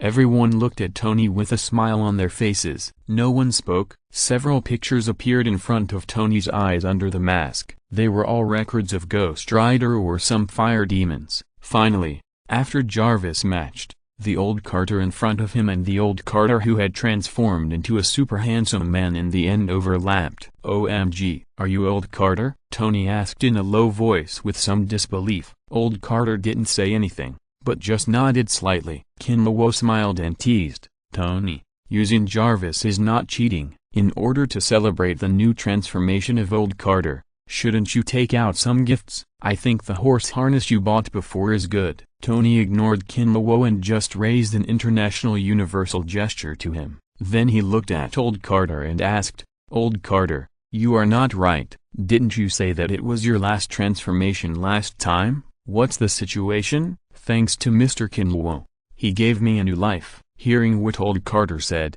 Tony couldn't help rolling his eyes. Come on, it's still this guy. Why is he everywhere? He's playing new tricks again, Tony secretly complained in his heart. Okay, stop scolding me in your heart. Why are you so free to come here today? Not playing with the battle suit, Kinluo said with a smile. Ahem. Being called out, Tony coughed awkwardly, and then said seriously, Old Kin, let's talk business. Lu Dan called you, right? Yes, he called me. At that time, I was helping old Carter recover his strength. There was almost a problem. I scolded the guy and then hung up the phone. Kinluo shrugged his shoulders indifferently. Peter, who is Lu Dan? Little Green Goblin Harry was a little confused, so he asked the little spider beside him in a low voice. It should be the director of SHIELD. Brother Keen always calls him Lu Dan. I have to say, I think it's very vivid, but I'm not too embarrassed to say. As the little spider spoke, he couldn't stop and turned on the chatterbox mode. The Green Goblin listened attentively. How could they be called good brothers? Just by being able to withstand Spider-Man's magic damage. The brotherhood between the two is absolutely beyond words. Of course, Ned is also like that. Norman Osborn heard the conversation between his son and Spider-Man. He couldn't help but secretly smack his lips. Others didn't know Nick Fury's identity, but as the former leader of Osborn Industries, he knew it very well. I didn't expect Kinluo to even dare to scold Nick Fury. In addition, when he helped old Carter recover his strength before, Kinluo showed his strength. Kinluo's identity as a master in Norman Osborn's heart immediately changed. He now felt that Kinluo was a god, an omnipotent god. Chapter 261. But soon Carlo couldn't laugh anymore, because Kinluo walked in front of him from the nether flame leisurely. His whole body was covered by a faint red light. The moment the nether flame approached the red light, it retreated as if it had encountered a natural enemy. Carlo was destined to fail against Kinluo. Not to mention that he only had one array of original power now. Even if the main body descended, Kinluo was not afraid, because his real power was still sealed in the ghost hand. Unless he could completely escape the seal of the ghost hand. Otherwise, Carlo's nether flame would not have any effect on Kinluo. Wow, what a powerful nether flame. I just don't know how much nether flame you can release now. Kinluo looked at Carlo with a smile, and at the same time reached out and patted his face. Although Carlo is now in the state of will descending to the soul of old Carter, Kinluo has the dual blessing of ghost energy and wave power, so he can easily touch Carlo in this state. Carlo's face was gloomy, and he was about to say that his nether flame was endless, but suddenly he realized that he was not in his own body. The nether flame he could release was extremely limited. The previous blow almost released all the nether flame in his body. Kinluo used verbal provocation and constantly angered him for two purposes. One was to prevent him from completely digesting old Carter's soul. The other was to put him in this situation. In fact, it was not difficult for Kinluo to suppress Carlo. Just a light tap with the ghost hand could recover Carlo's will and source power. But if he really did that, all the previous efforts would be wasted. Old Carter might never be able to recover his strength in this life. And after the baptism of the nether flame, if he has not mastered the power of the nether flame, his body would probably collapse very quickly, and Kinluo would not be able to save him at that time. Kinluo looked at Carlo and said calmly, now you have only one choice. Go back obediently and leave the original power behind. Soul Killer, don't be so proud. Don't think you can do anything to me like this. It's just a part of my will. So what if I am destroyed by you? Carlo stared at Kinluo fiercely, without any intention of compromise. Think about it. Ghosts and gods are the kind of existence that is the boss of heaven and the second of earth. If they can easily compromise, that would be a ghost. Really? Brashu, I don't know how you feel about Carlo's will. Do you want to eat it? Kinluo smiled slightly, raised his ghost hand, and the mark that belonged to Brashu lit up. Boom! The roar of the soul came from the ghost hand, and then a shadow of a big whale head tied with chains came out. It made a crazy biting motion towards Carlo. Unfortunately, with the restriction of the chain, Brashu could not move forward any further and could only stay near the ghost hand. Like a mad dog tied up, Brashu responded to Kinlawo's words with actual actions. However, Carlo couldn't help but take a few steps back at this time. There are strong and weak ghosts and gods. Although Carlo's strength ranks in the upper reaches among ghosts and gods, there are also those who are above him. Carlo is most afraid of the king of 10,000 ghosts, the ninth ghost god, Jiger. The second one he is afraid of is Brash. This greedy guy doesn't make any sense at all. Although he is a ghost god, he has always coveted other ghosts and gods. He wants to devour them all the time. But Brash also has such ability. How can they not be afraid? Carlo, you only have one choice now: leave the power of origin, and then return your will. You have no choice. I don't think you want to break up, do you? To be honest, it's only a matter of time before I become the Dark Lord. By then, I will be able to control the power of ghosts and gods. I believe you know it. To be honest, one more and one less of you is not much. If I am really desperate, I will destroy you. Not only Brashu, but I believe Jigkazan and others will also be very interested in devouring you. Now I can deprive you of your origin as a soul killer,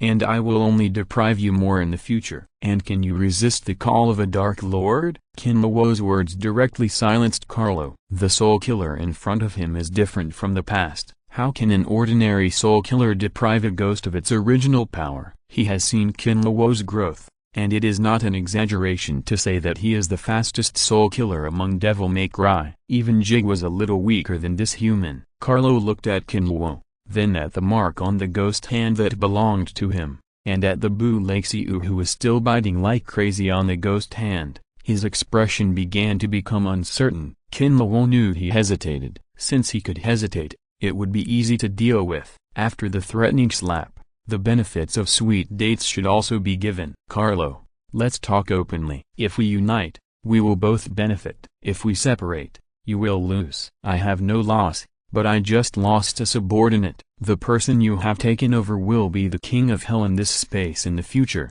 which means that you are the king of hell in this space. I think I don't need to say more about the benefits, right? As long as you are willing to lend your power to this person, I can guarantee that the soul offerings you will get in the future will only be more than other ghosts and gods, not less than other ghosts and gods. By then, even Jiger can't catch up with your soul offerings. Kinlawo's sweet dates really touched Carlo. In his mind, there appeared a scene of countless souls queuing for him to devour. Eat as much as you want. Eat as much as you want. It's beautiful. HMPH. Soul Killer, for your sake, I agree to your request. Don't forget your promise. Carlo snorted coldly, and then a black light emerged from old Carter's body, and then returned to Kinlawo's ghost hand. At this moment, Carter's soul also returned to a clear state. Just now, he was almost like a vegetative person. Although he could not do anything, he could know everything about the outside world. He looked at Kinlawo with a slightly complicated look at this time. The amount of information just received was really a bit large. But now the most important thing is to return the soul to the body. Everything will be discussed after it is over. Old Carter's mind moved,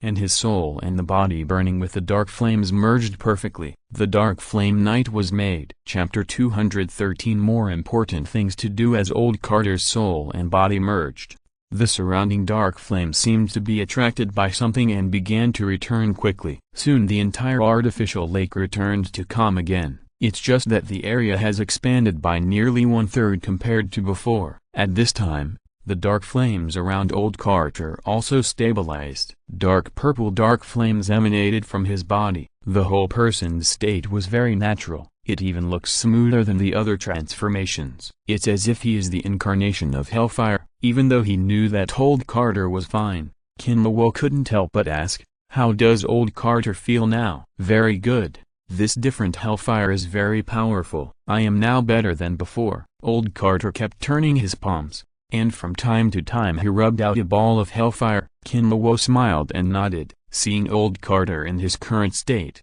he was happy for him from the bottom of his heart. At the same time, He also felt an inexplicable sense of accomplishment because his hero apartment had one more general. Mr. Kinluo, there is something I want to tell you about the hell you just mentioned. Okay, don't think too much, just fooling Carlo. When you really become the Lord of Hell, whether you want to sacrifice your soul to him is your business. If you want to give it, give it. If you don't want to give it, forget it. Kinluo waved his hand nonchalantly. Old Carter was confused when he heard this. What he said just now is like a real story. Now I tell him that he was fooling the other party. Chapter 262. Next, the baptism of the soul and the mark of Carlo of the Nether Flame are the top priorities. Chapter 211. Soul Invasion. Carlo takes over. The Nether Flame continued to burn old Carter's bones. Soon the bone marrow was burned out, then it turned into ashes. The Nether Flame drilled into the bones at this time. At this time, old Carter was burning with dark purple nether flame. He looked more noble and domineering than when he was burning with the orange-red hell flame. However, at this moment, a tiny soul surged out of old Carter's body. The body was burned. It was time for the soul to be baptized. As the last wisp of soul was forced out of the body, old Carter's soul form completely appeared in front of everyone. Without the constraints of the old body, old Carter's soul returned to its peak state. Old Carter in such a state, everyone couldn't help but exclaim. Even Kinluo had to admit that old Carter's appearance when he was young was already a threat to himself. So damn handsome. The surrounding dark flames sensed the soul of old Carter, and they were like hungry wolves seeing fat meat. They enveloped him one after another. But the first one to touch old Carter was a dark flame that was almost turning black. This was the original dark flame of Carlo that Kinluo extracted. The black dark flame came and soon dyed old Carter's soul purple and black. If the previous dark flame was like a blooming purple lotus, the current dark flame is a flower bud, and old Carter is at the core of the flower bud. Carlo's resistance that Kinluo expected did not appear. The original dark flame merged with old Carter very smoothly. As time went by, old Carter's soul gradually recovered. The purple-black breath in the body began to gather at the center of the eyebrows and the soul. Finally, a rune similar to flame was formed. This is the unique dark flame mark of dark flame Carlo. Done. Kinluo frowned and looked at old Carter. This level of smoothness was really not the character of a ghost. When he extracted the original power just now, he was still in a desperate posture. If it weren't for the suppression of the ghost hand, maybe Nether Flame Carlo would have exploded his original power on the spot. So it's impossible for Nether Flame Carlo to surrender so easily. There must be a conspiracy. At this time, old Carter slowly opened his eyes, and his clear-eyed face was full of surprise. He knew that he succeeded, and he regained his power, and it was a more powerful power than the spirit of vengeance. When old Carter was about to say something to Kinluo, his soul suddenly trembled. He sensed a strong will surging from the flame will. Old Carter had no ability to resist and was directly deprived of his consciousness by this will. It can be said that old Carter's will is far beyond that of ordinary people. Even Kinluo did not dare to guarantee that he could hold on for such a long time under the burning of the nether flame. But old Carter did it. But old Carter, who has such a tough soul, was still robbed of control of his soul. This shows how powerful the will of the Advent is. When the gap in strength reaches a certain point, any factor will not play any special role. Boom. However, at this moment, the nether flame suddenly surged. Old Carter's dark face showed an evil smile. Kinluo saw all this. Facts have proved that what he was worried about was not wrong. Nether Flame Carlo really did something. He was also very courageous. He actually borrowed a ray of the original power to hide his own will in it. Just now, old Carter dissolved the original power into his body, which was equivalent to integrating Carlo's will into his soul. Then he was possessed by the body as a matter of course. I have to say that Carlo's hiding is really hidden. Kinluo watched the whole process and didn't notice that Carlo's will existed. You know, Kinluo has a mind. As a result, even the power of the mind was concealed. Kinluo couldn't help but sigh in his heart. It really deserves to be the legendary sixth ghost god Nether Flame Carlo. It really has something. Carlo, is this your purpose? Use the body of old Carter to reappear in the world? Kinluo looked at Carlo calmly, with a faint cold light flashing in his eyes. Human, You are just a little soul killer now. What qualifications do you have to talk to me like this? Minion Carlo looked at Kinluo, his eyes full of disdain. Even if the soul killer is already an existence that can control ghosts and gods, but in Carlo's eyes, the soul killer is still nothing. At most it is an equal status. If Kinluo wants to truly command and control them, he must complete the second awakening and obtain the identity of the Dark Monarch. Carlo, you are so arrogant. Do you really think that you have taken over the body of old Carter, and I can't do anything to you? The cold light in Kinluo's eyes became more fierce, and the people around who were familiar with Kinluo swallowed their saliva involuntarily. At the same time, he looked at the old Carter who was taken over with pity. At the same time, a thought flashed through his mind. This guy is going to be unlucky. Johnny clenched his fists, and the flames in his eyes jumped wildly. The spirit of revenge in his body rarely urged him to solve the evil existence. Instead, it kept suppressing Johnny's emotions, so that he would not do anything stupid. Although the spirit of vengeance was crazy, he was not a fool. He could naturally sense the gap between himself and Carlo. If he just pounced on him like this, he might be eaten by that terrifying existence. Soul killer, stop talking nonsense. If you really could do anything, you wouldn't be talking nonsense to me here. Dark Flame Carlo curled his lips in disdain. At the same time, he looked around with greedy eyes. He was very hungry recently and needed some powerful and evil souls to fill himself. Dark Flame Carlo, why are you so arrogant? In the final analysis, you are just a running dog of the god of death and arid continent. You can only maintain your existence by relying on Dark Flame. Have you forgotten the time when you were defeated by the priest and ran away like a dog? Kinluo sneered, and secretly mobilized the power of the ghost hand, preparing to take down Carlo with one blow. Legend has it that Carlo from the underworld was originally a messenger sent by the god of death to the arid continent to support Ozma's plan to destroy the continent. As a result, Ozma was defeated by the priest in the Dark Crusade, and Carlo was also injured. The dying Carlo used his last strength to draw fire from the underworld to burn his body. After his soul merged with the fire of the underworld, Carlo became the ghost of the underworld flame. As the saying goes, don't hit someone in the face, and don't expose someone's shortcomings when scolding him. Kinluo directly revealed the most humiliating history in Carlo's heart. Carlo was immediately furious, and the underworld flames around him spread as if they were free. Chapter 212, Sweet Dates in the Slap. The night of underworld flame. The surging underworld flames instantly filled the artificial lake. Kinluo was also completely submerged in the underworld flames. Carlo showed a smug smile on his face. His underworld flames have the power to burn everything. Even gods can't ignore his underworld flames. Chapter 263, I know about this matter. You wait for the news. As for any information, I will go to S.H.I.E.L.D. to get it myself. Tony hung up the phone without giving Nick Fury time to react. Then he directly let Jarvis invade the S.H.I.E.L.D. system. Nick Fury in the sanatorium was broken again after hearing the news. If it weren't for his tenacious spirit, he would have fainted now. Chapter 210, Baptism of Hellfire. The authorities are confused in the hero's apartment. After Kinluo put down the phone, he felt refreshed, and old Carter touched his pale beard. He couldn't help feeling a little scared. Although he hasn't completely mastered the hellfire, but through the brief contact before,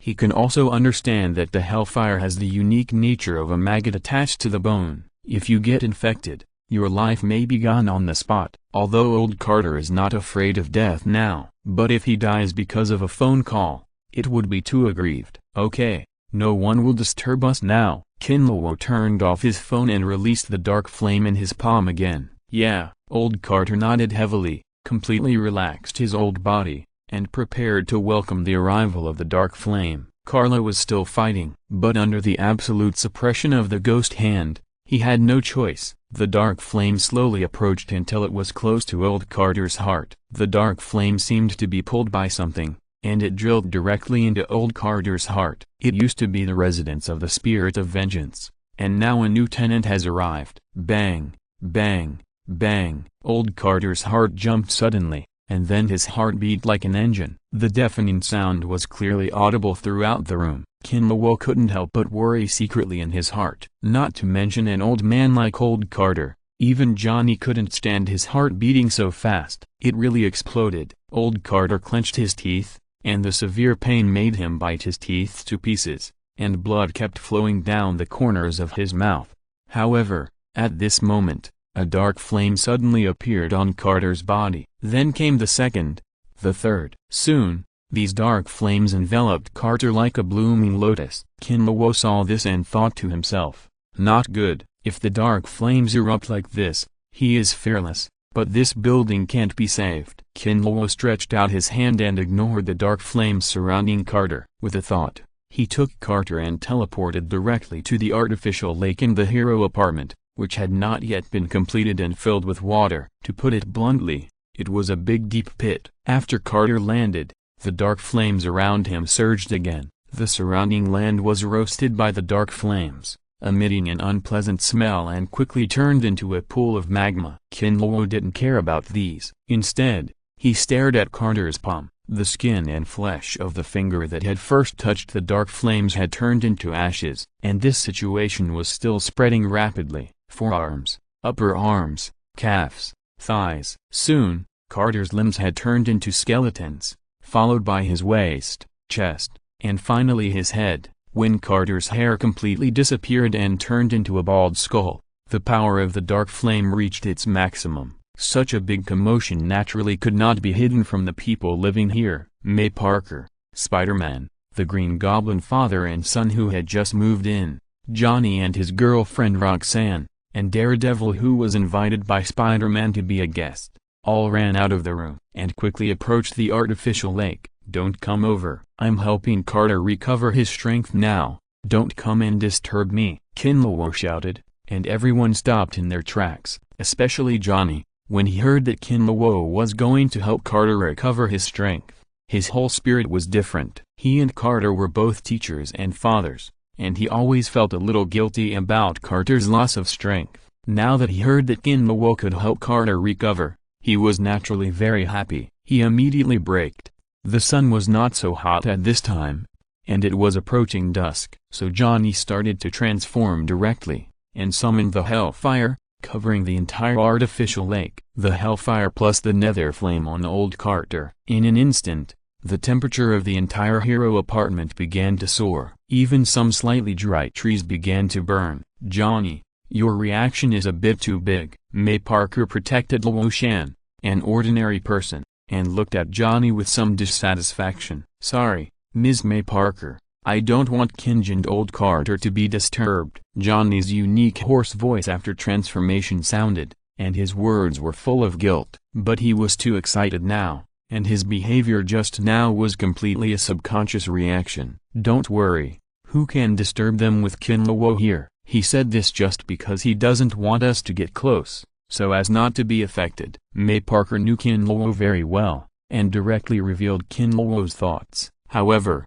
Johnny did not retract the Hellfire because of this. Now he only had the idea that old Carter wanted to recover his strength. Seeing this, May Parker shook his head helplessly, knowing that Johnny would not listen to anything he said. He had no choice but to say to the little spider beside him, Peter, hurry up and use the frost spider silk to deal with the burning trees. No, I refuse. I hate fire. Before the little spider could speak, the head with venom on his shoulder expressed his protest. Stop talking nonsense. Go. May Parker's eyes were straight, and the domineering aura burst out of his body, which immediately scared Venom back. The little spider was also shocked. He didn't expect Aunt May to be able to burst out such a powerful momentum. Is this the effect of staying around the strong for a long time? But why don't I have it? The little spider was full of questions and quickly rushed to the burning trees. The others couldn't help but smile slightly when they saw the little spider's reaction. Now everyone knows that May Parker has extraordinary power. Even the venom in the little spider's body can feel the powerful power contained in May Parker. Only the little spider with spider sense is still in the dark. Perhaps this is the case of the authorities being confused. Spider-Man never thought that Aunt May would be a supernatural being. Even if the spider sense gave a response,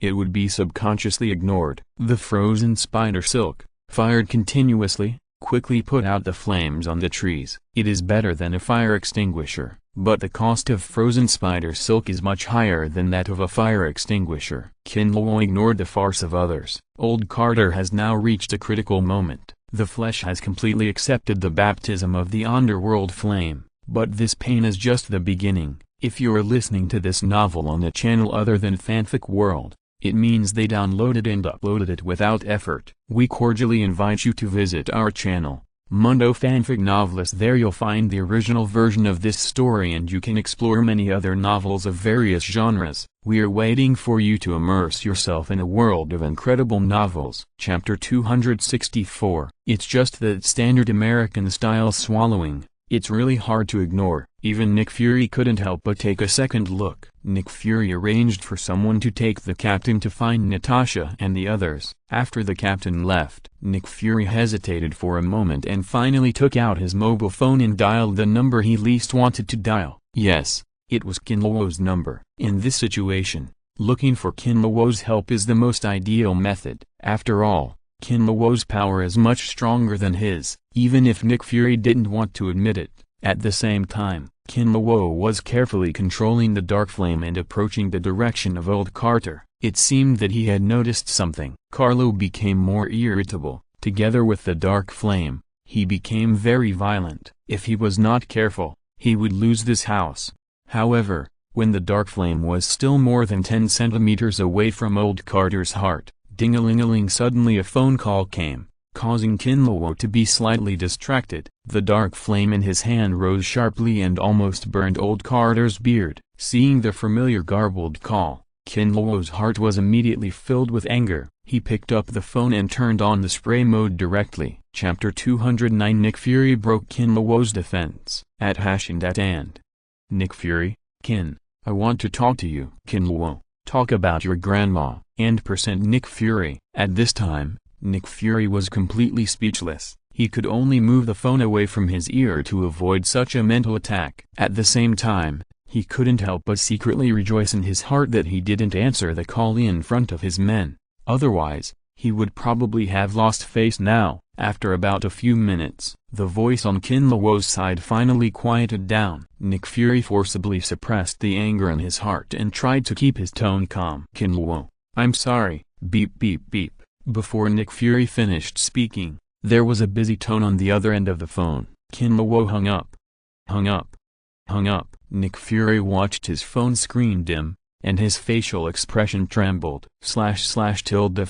Fuck, this damn Asian, damn bastard. Nick Fury threw his phone to the ground fiercely, jumping and cursing in the street. Unfortunately, the environment here is quiet and there are no people. Even if he shouts at the top of his lungs, it will be useless. Kinluo can't hear him at all. He will just sneeze a few times. After a long time, Nick Fury calmed down, thinking of his state just now. Even he felt a little incredible. He is a professionally trained level 10 agent, but he would break down because of the insults of an outsider. If outsiders knew this alone, he would not have the face to call himself a level 10 agent. He rubbed his face hard. After calming down his impetuous heart, Nick Fury picked up the phone on the ground. Fortunately, as the boss of SHIELD, the phones are specially made, unless they are attacked by fierce thermal weapons. Otherwise, nothing will be damaged easily. Looking at the keyboard keys on the phone, after hesitating for a moment,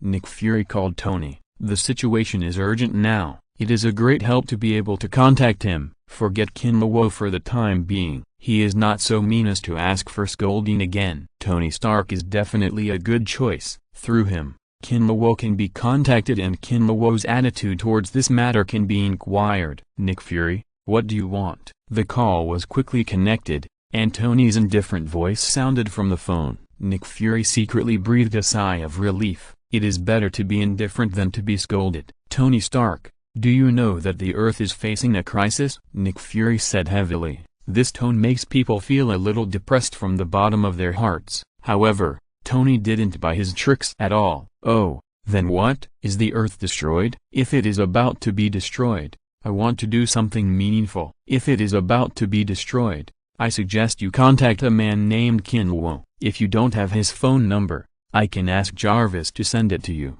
Tony's indifferent voice made Nick Fury feel depressed. These two are crazy. The Earth is about to be hit by a disaster. What kind of shit meaningful things are you doing? As for the words of contacting Kinluo, it was like a sharp knife, tearing open the wound that Nick Fury had just healed. It hurts. I contacted Kinluo, but he seems to be very busy now, so he hung up the phone without saying a few words. Nick Fury said this almost with his back teeth bitten. Of course, he couldn't tell Tony that he was scolded and then hung up the phone. Doesn't the director of SHIELD have no face? But Tony is such a smart person that he immediately noticed something wrong from Nick Fury's words. There was no intention of avoiding Nick Fury, and he said directly, "Jarvis, investigate Kinluo's recent call recordings." "Okay, sir." Nick Fury didn't even have the chance to stop it. Familiar conversations and swearing came to his ears.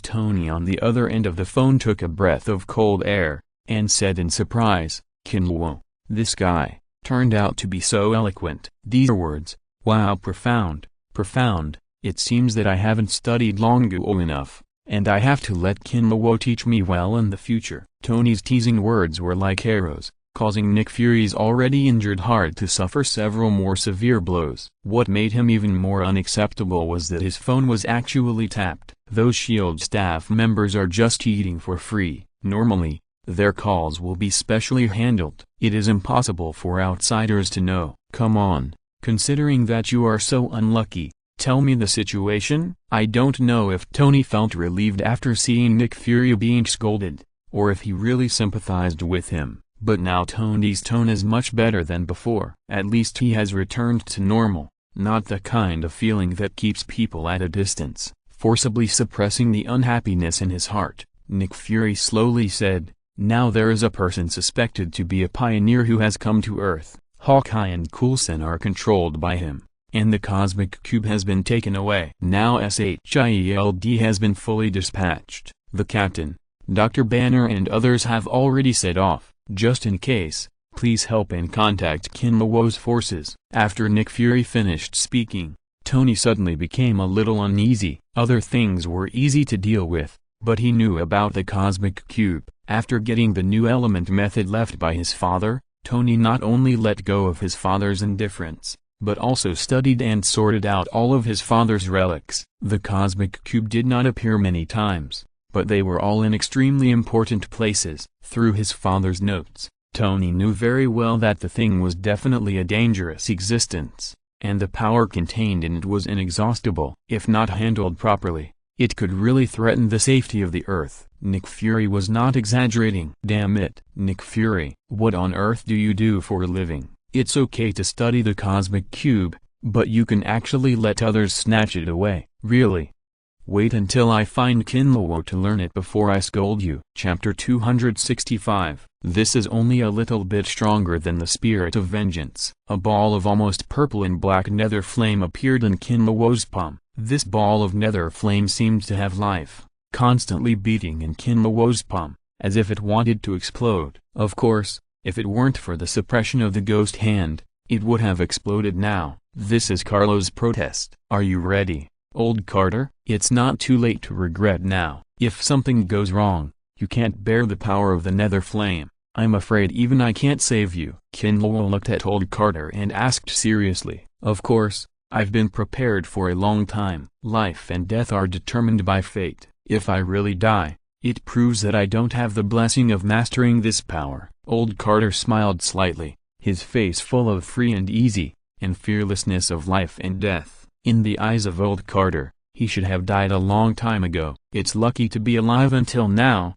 or he shouldn't have lived until now. Now there is only one obsession left in his heart, that is to seek revenge on Mephisto. Originally, he thought that he would never be able to take revenge in his life, and could only watch the new generation of Ghost Rider and Kinluo kill Mephisto. But now the appearance of Hell Flame has brought him hope. There is a chance to regain strength, and he can personally attack Mephisto. How could old Carter refuse? The worst case scenario is death. Kinluo saw this and didn't say any more nonsense. While suppressing Hellflame and Carlo's restlessness, he slowly sent Hellflame to old Carter's heart. Chapter 208. Actions of S.H.I.E.L.D. and Calls for Help. In the SHIELD monitoring room, the atmosphere was extremely depressing at the moment. Nick Fury watched Coulson finally crush the button camera. His face was as ugly as it could be. He just didn't have hair. If he had, he would have exploded with anger at this time. Hill, Natasha and Dr. Banner, standing behind Nick Fury, none of them spoke, but just looked at Coulson's dull eyes in the video and frowned. No one here is a fool. From Hawkeye's performance, they can see that the other party has some way to control people's hearts. And it is very easy to achieve the effect of complete control. Such ability is really tricky, and the opponent seems to have some kind of extraordinary power. Even Hawkeye was subdued in a short time. No one present dared to guarantee that they could deal with the opponent. Natasha had just brought Dr. Banner back. She felt exhausted physically and mentally. God knows how much effort she put into comforting Hulk. Originally thought that she could have a good rest after bringing Dr. Banner back. Unexpectedly, she encountered such a thing just after returning. Natasha really felt that she couldn't stand it now. The idea of retirement kept echoing in her mind. But now is definitely not the time to leave. Otherwise, let alone retirement, it would be a problem whether he could survive. Nick Fury let out a long breath. Even if the cosmic cube was lost and Hawkeye was controlled,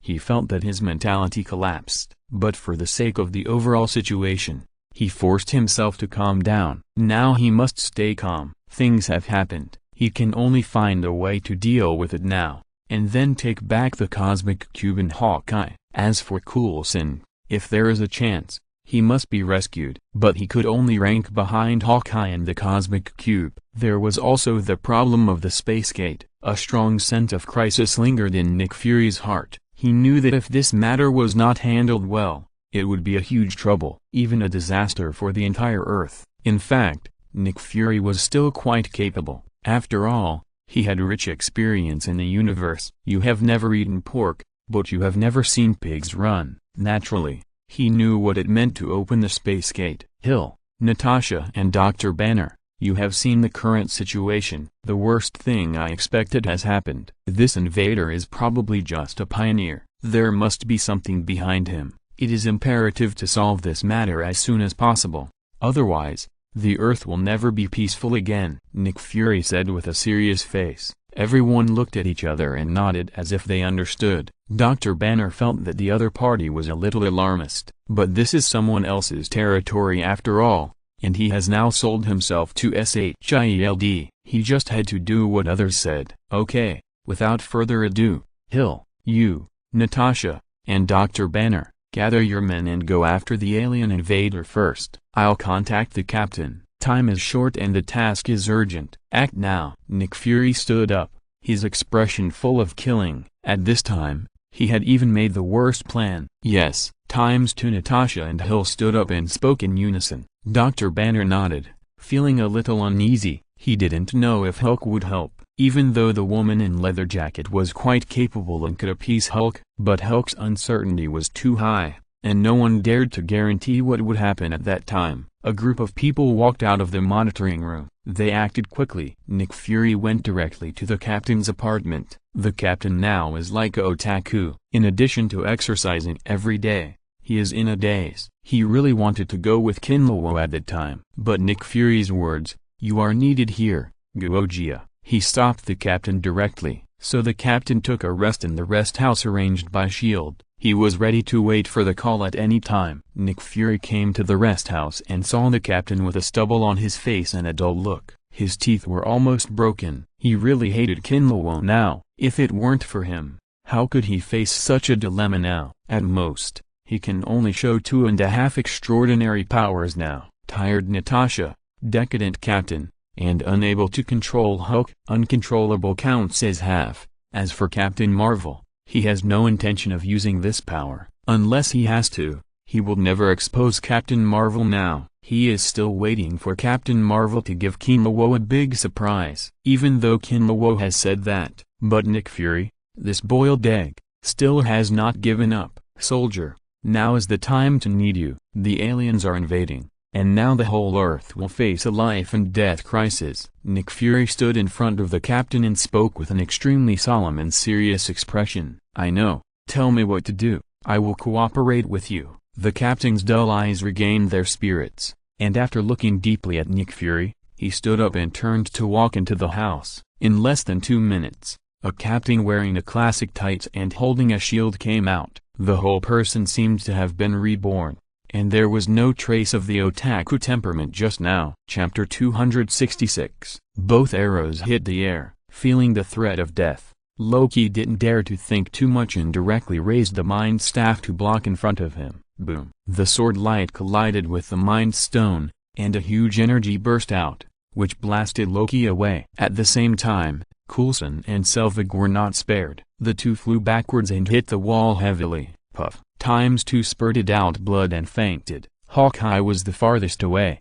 so he was much better than Coulson and Selvig, but he was still thrown to the ground and fell to the ground. Loki was the worst. After 6 or 7 minutes, Loki barely stood up with the help of the wall. There was a deep red blood at the corner of his mouth, and the hand holding the Mind Staff was densely covered with sword marks that were deep enough to see the bone. The Mind Stone did not leave any traces, but the staff embedded with the Mind Stone was almost destroyed. A crack that almost penetrated through was clearly visible. At this moment, Loki felt a lingering fear. If it weren't for the Mind Gem that helped him block that blow, he would have been seriously injured if not dead. Loki cast a healing magic on his arm, then he supported his body with the scepter and walked towards the unconscious Coulson. Chapter 207. Important people. Forcing Coulson to take him. Loki has never been a generous person. The sword hidden in Coulson's heart hurt him so badly. Loki now thinks of only one thing: to kill this damn human. Master,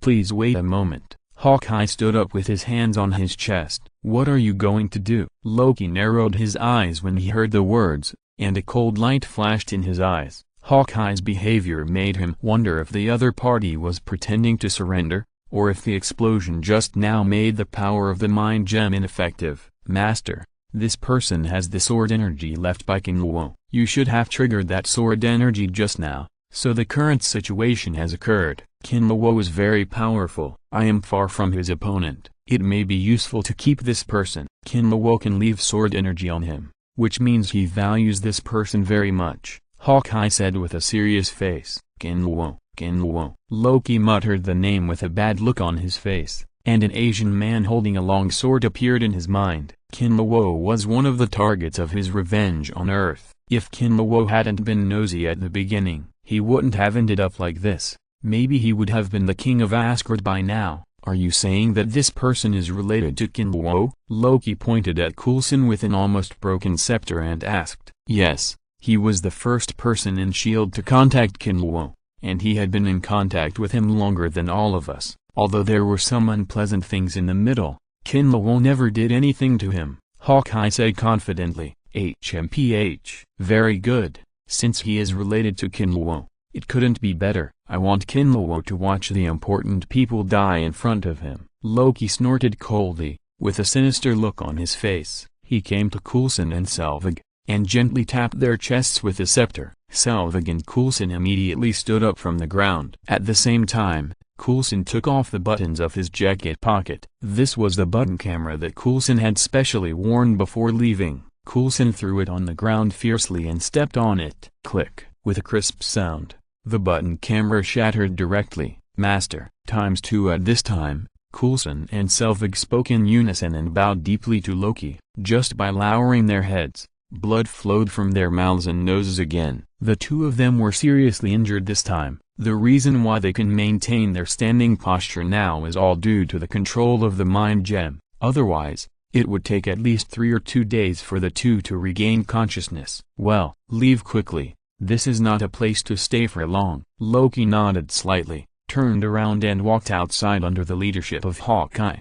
Don't look at Loki shouting happily, but he left quite fast. The situation is unclear now, and he doesn't know whether Kinluo can sense the sword light just now. If Kinluo comes here, he will be in trouble. Loki is not a fool. He knows very well that from the power of the sword light just now, he knows that he is not Kinluo's opponent, so he must leave as soon as possible to avoid being caught by Kinluo. Logic wants to take revenge only when the Cosmic Cube establishes a connection with the Chitauri army, then summon the Chitauri army to the Earth. At that time, he doesn't have to be afraid of Kinluo. and the whole earth will be in his pocket. Kinluo didn't know that Loki would have so many dramas at this time. He didn't know that Loki was going to use Coulson to threaten him. If Kinluo knew, I'm afraid he would laugh out loud on the spot. Coulson's relationship with him is not even a friend. At most, he was an acquaintance. And he also understood. What kind of good guy? Those who can become agents have dirty hearts. Even if he is the tallest among the short ones, how good can he be? He doesn't care about Coulson's life or death. He has no interest in it, whose children will die or not. Anyway, according to the original plot, Coulson is doomed to die this time. Even if he was resurrected later, he is no longer the real him. Kinluo's sword energy helped him to block a crisis of death. As for the final result, it depends on his fate. Of course, Kinluo was aware of the triggering of the sword energy, but now he is not in the mood to deal with this matter at all. Kinluo is concentrating on studying how to let the sixth ghost god divide his power to possess Old Carter. After all, Old Carter has returned to mortals. If he is not careful, it will be difficult for Kinluo to save him. Kinluo tried to communicate with Carlo of the Nether Flame in the ghost hand. As a result, the other party's first reaction was that Kinluo was going to feed him. Kinluo was speechless, but he still patiently explained his intention. Hearing that Kinluo not only refused to feed him, but also wanted to extract power from him, Carlo of the Dark Flame almost exploded. He was very resistant to this matter. Kinluo saw that he could not communicate,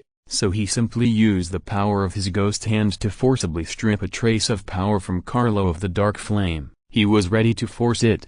Don't look at it as just a trace of Carlo's power, but this is the original power of ghosts and gods. Chapter 267. The security guards were like headless flies, not knowing who to attack. But Loki didn't care. Energy shocks were continuously released. In less than half a minute, all the security guards on the scene were dealt with. Only Hawkeye escaped the fatal blow again with his quick reaction. He looked at those Loki figures and decisively chose to close his eyes. He knew that these must be some kind of illusion, so he couldn't believe what he saw with his eyes now. Maybe listening with ears can really find a way to break the situation. Suddenly he heard a subtle footstep. He turned around suddenly and was about to release the arrow in his hand.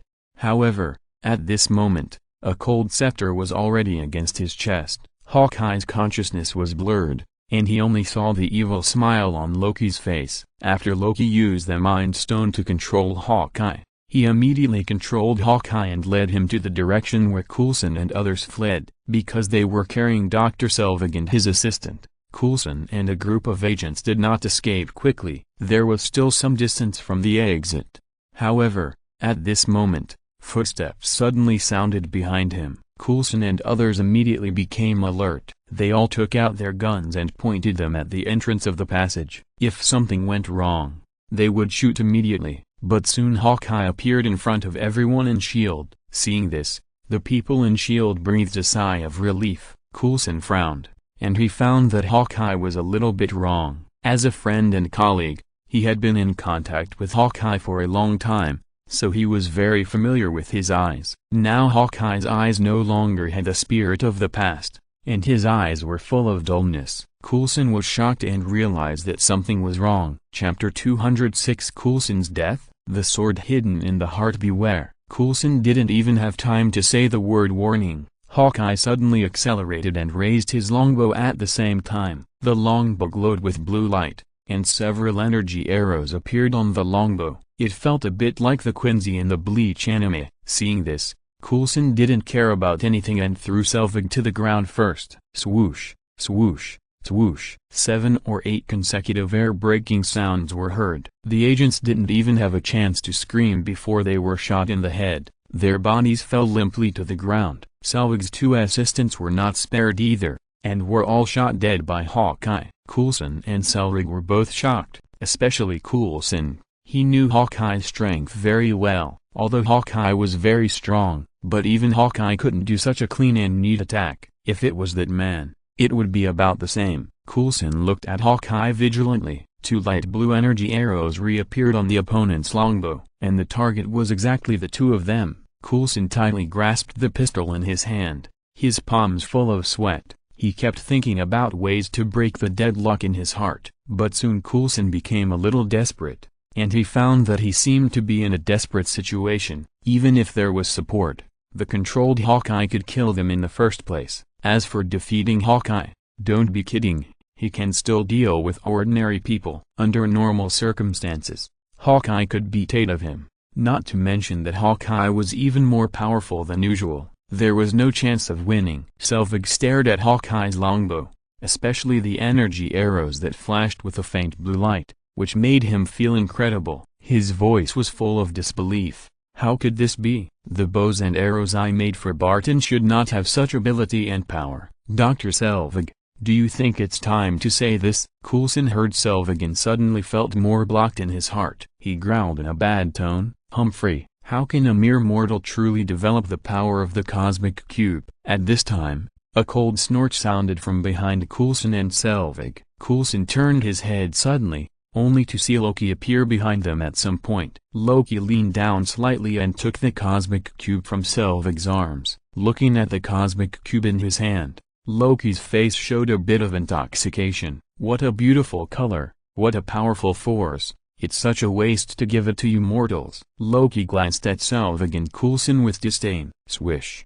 However, at this moment, a sound of breaking through the air was heard, and an arrow instantly pierced Coulson's arm. Snap! A small pistol fell from Coulson's hand, making a slightly crisp sound. Obviously, Coulson was going to fight to the death to kill Loki. It was a pity that his intention was discovered by Hawkeye at the first time, and he killed his action with an arrow. Fuck. The intense pain made Coulson couldn't help but curse, and he even greeted Hawkeye's relatives several times in his heart. TSK, what a humble ant. Are you trying to sneak attack the gods? Loki lowered his head slightly, looking at Coulson, whose face was covered with cold sweat due to the severe pain, with a look of disdain. Bah, what a bullshit god, it's just an alien creature. Wait, someone will take care of you. Coulson seemed to have anticipated death, so his tone was a little crazy. Unfortunately, the spit did not hit Loki's face, and he easily dodged it by slightly turning his head. He blasphemer. Kill. Loki's eyes flashed with cold murderous intent,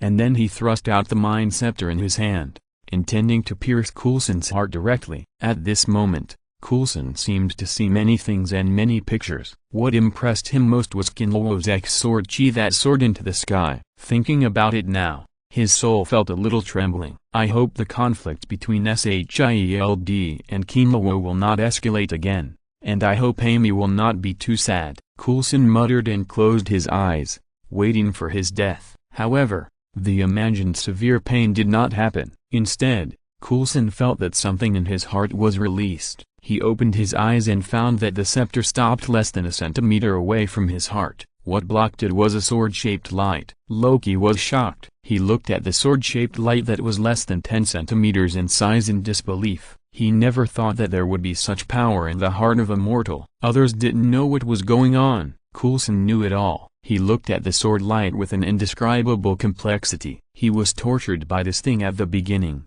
and tried every means to drive it out, but he couldn't find a way. As a result, it saved his life now. Now he really didn't know whether to be grateful to Kinlowo or resent him. Mortal, do you think you will be safe like this? The fierce light in Loki's eyes became stronger. Master, be careful. Just when Loki wanted to mobilize the power of the mind gem to break through the sword light, Hawkeye shouted loudly and shot 2 arrows at the same time. He rushed straight towards the sword light. It's a pity that Hawkeye was still a step slower. The sword light turned into a white light and rushed straight towards Loki. Chapter 268. Kinlowo didn't waste any words and spoke directly. Hearing this, old Carter straightened his back, sat upright, and looked at Kinlowo firmly. Okay, shield. All the researchers were almost frightened by the cosmic cube and had a nervous breakdown. The dazzling blue light just now made everyone unable to open their eyes. But it dimmed after a while. Now the blue light is on again, and the instrument that records the energy fluctuations of the cosmic cube began to soar. The new instrument that has just been replaced has exploded again. Damn it, who can tell me what to do now? Selvig grabbed his hair. Now he really has no way to deal with the cosmic cube. He basically did everything he could, What about cutting off the energy of the cosmic cube, using other substances to block it, etc.? In the end, everything was in vain. The energy of the cosmic cube should be released or released. It's normal to think about it. After all, the cosmic cube contains the space gem, one of the 6 infinite gems. If it is really blocked by some instruments on Earth, then the infinite gem is too bad. However, at this moment, the energy of the cosmic cube reached a certain peak. Then a blue light gate appeared in front of everyone, and a figure wearing a green robe and holding a scepter walked out. Chapter 205 failed to pretend to be cool, unilateral crushing the golden double-horned helmet on his head, holding the mind gem scepter, wearing a green robe. Who else could it be if it wasn't Loki? Feeling the air on the earth, Loki seemed relaxed and comfortable. It was like the feeling of relief when a naughty child returns home and finds that his parents are not there. The space gate disappeared without a trace after Loki appeared. The light of the cosmic cube also dimmed. Hawkeye and Coulson stared at Loki vigilantly. They couldn't help but feel a little heavy in their hearts. The opponent's prestige was too strong, making them feel extremely oppressive. And Selvig looked at Loki with an incredible face. He knew very well that the cosmic cube contained mysterious and almost infinite power. But when he saw the space gate,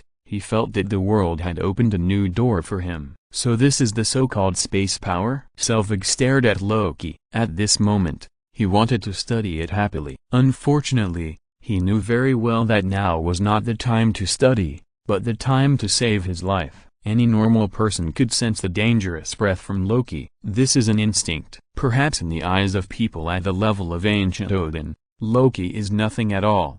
Even if he has the Mind Stone, it is just that. But in the eyes of ordinary people, Loki is a god. Put down your weapons immediately. At this time, the agents of S.H.I.E.L.D. immediately surrounded him, took out their guns and pointed them at Loki, with vigilance on their faces. As long as there is something wrong, they will shoot immediately. Hawkeye was also hiding in the dark at this time, holding the latest bow and arrow developed. A light blue light lit up on the arrow. It exuded an unsettling power. Loki could naturally sense this power. Those security guards did not bring him any sense of threat.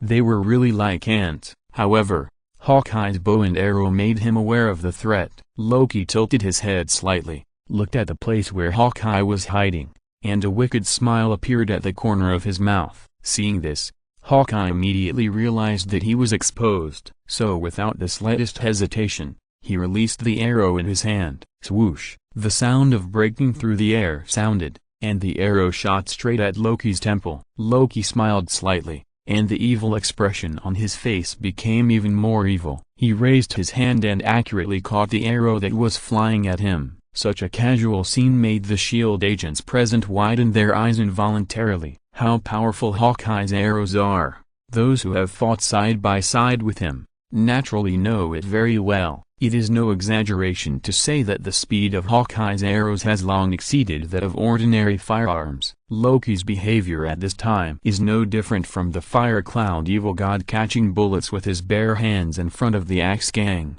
This speed is definitely made up by him. But before Loki could be proud, he realized that something was wrong. The sense of crisis was not resolved, but became stronger. Beep, beep, beep. A piercing alarm sounded above the arrow, and Loki immediately realized that something was wrong. He quickly threw the arrow out. Boom! The moment the arrow was thrown out, the entire arrow exploded violently. The explosion was extremely powerful. It directly turned all the objects around into ashes. Of course, this did not include Loki. But at this time, Loki no longer had the high-handedness he had at the beginning. He sat on the ground with a dusty face, and his whole body was indescribably embarrassed. As for the surrounding S.H.I.E.L.D. agents, as soon as the alarm of the arrow sounded, they rolled out tactically and barely avoided the impact of the explosion.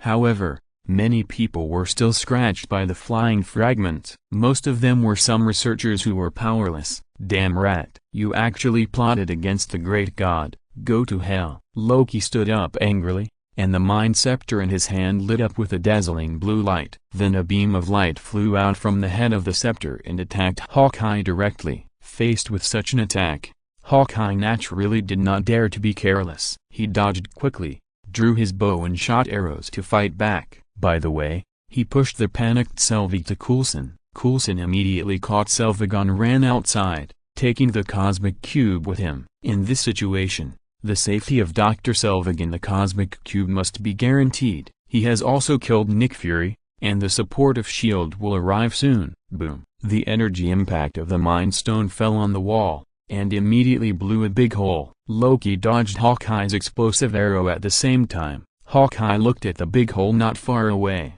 and a trace of cold sweat appeared on his forehead. If he had been hit accidentally just now, I'm afraid he wouldn't even be able to find the slag, and he wouldn't even have to be cremated. The security personnel began to attack Loki at this time, but at this moment, Loki changed into thousands of incarnations. Chapter 269. After all, she is the guardian of the Earth. If something unexpected happens to the Earth, it would be a waste of thousands of years of protection. Kinluo didn't believe that Guyi could accept such a situation. There's nothing to be nervous about. Although the Devourer of Planets is a god, his power has never reached its peak. I may not be powerless to fight. As for Mephisto and Dormammu, you are enough to deal with one, not to mention there is a God King hiding in the dark. Odin is old, but his power has not disappeared. In a short period of time, he can completely deal with Dormammu or Mephisto. In fact, according to my estimation,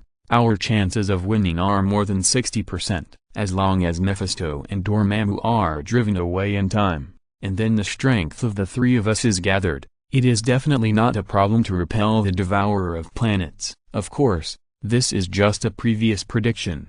Now our chances of winning have reached more than 90%. Of course I won't worry. Your move is very good, very powerful, Guyi said, looking at Kinluo with a sharp gaze, and there was a bit of envy in his eyes again. Kinluo could naturally hear that the move that Guyi was talking about was his newly acquired magical power, the law of heaven and earth, although he had already praised it countless times. But Kinluo couldn't help but praise it again. It is really worthy of being a demigod-level magical power. This move alone directly increased the winning rate by 30%.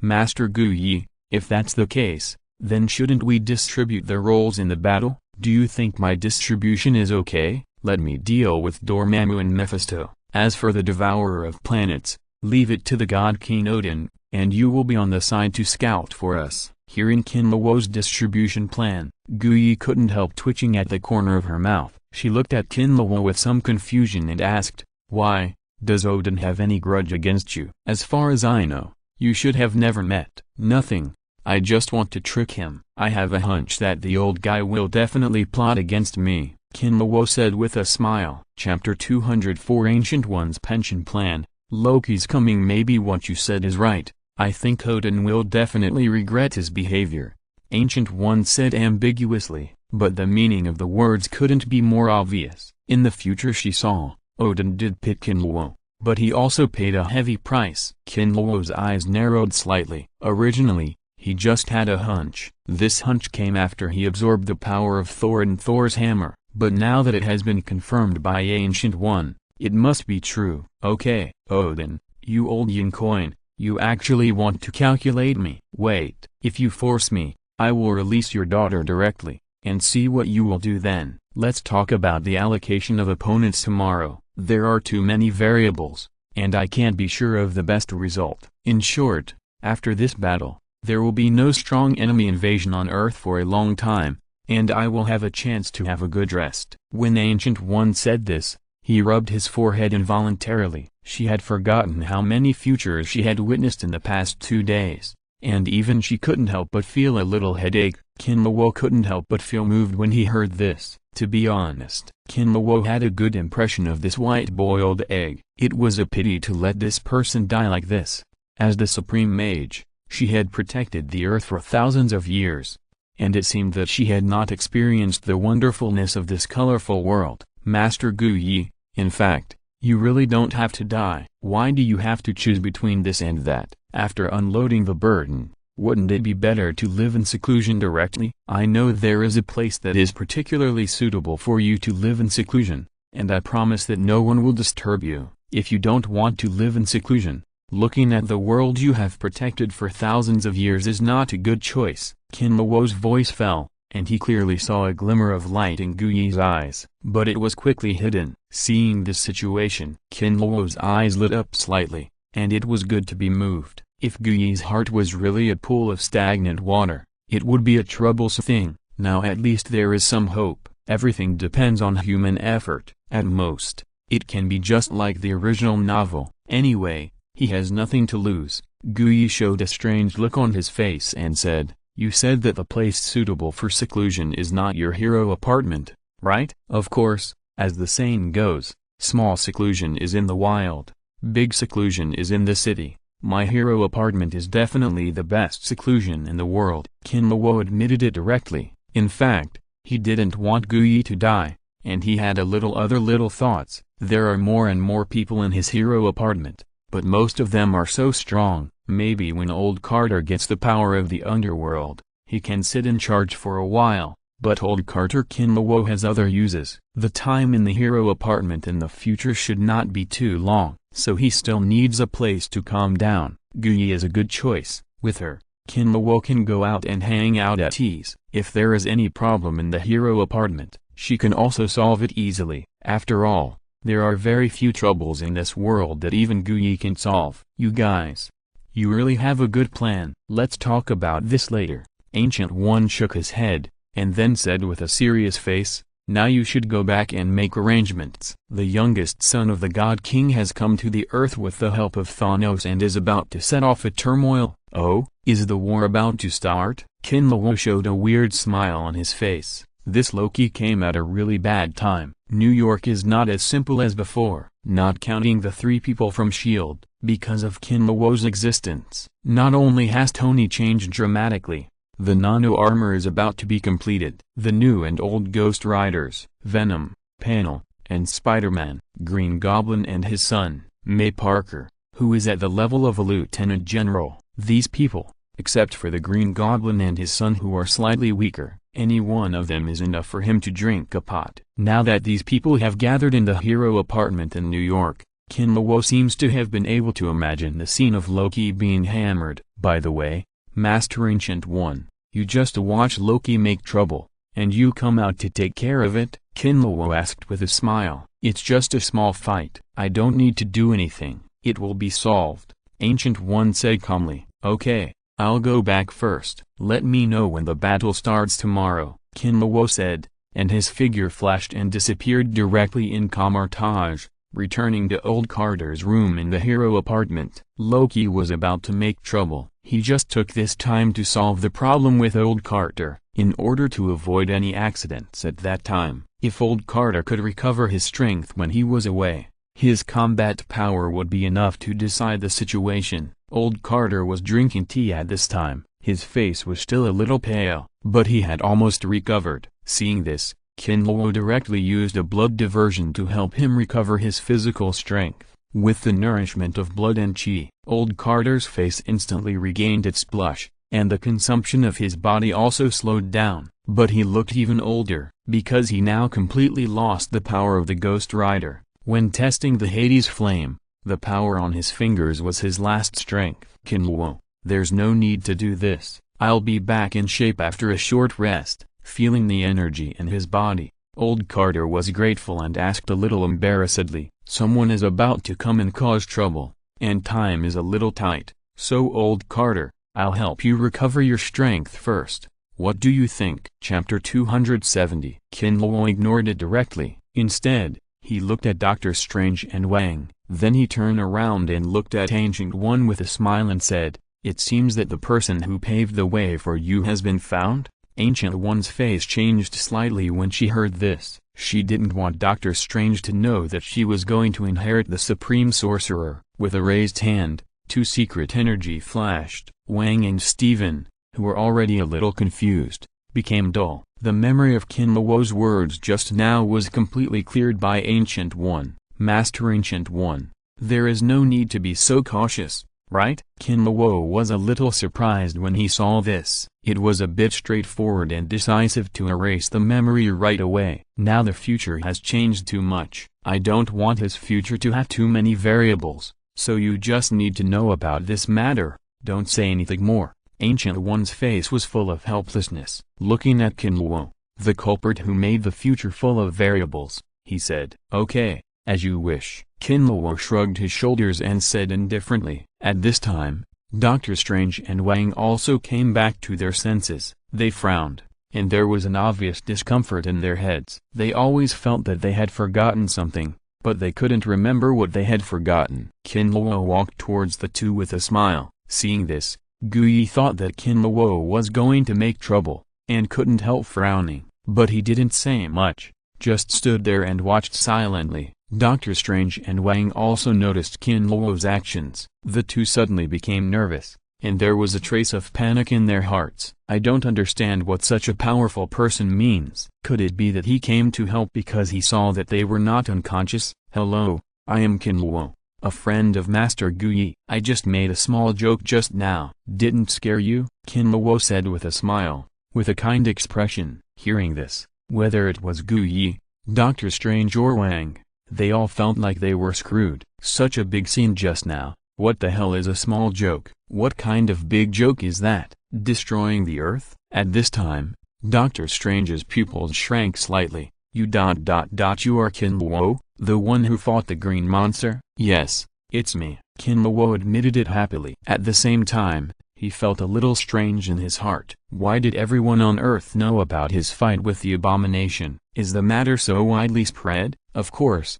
the battle footage of Kinluo and the abomination is naturally impossible to spread so widely. Doctor Strange was once a top surgeon after all. His connections and resources are naturally not too bad, so it is not particularly surprising to have seen Kinluo's battle footage. It's a pity that he didn't see that special version, otherwise, he would have been able to recognize Kinluo's identity at the first time. "It's really surprising that I can actually see you in the temple. My name is Stephen Strange, the disciple of the Supreme Sorcerer." Doctor Strange smiled a little complicatedly and stretched out his scarred hand to Kinluo. Chapter 203 Double buffs are obtained, and they will jointly invade the Earth. Kinluo did not refuse this and shook hands with Doctor Strange. He turned to look at Wang, who was still a little confused, and asked, "What's the name of this wizard?" "Master, I don't deserve it, just call me Wang." Wang bowed deeply and looked extremely respectful. Unlike Doctor Strange,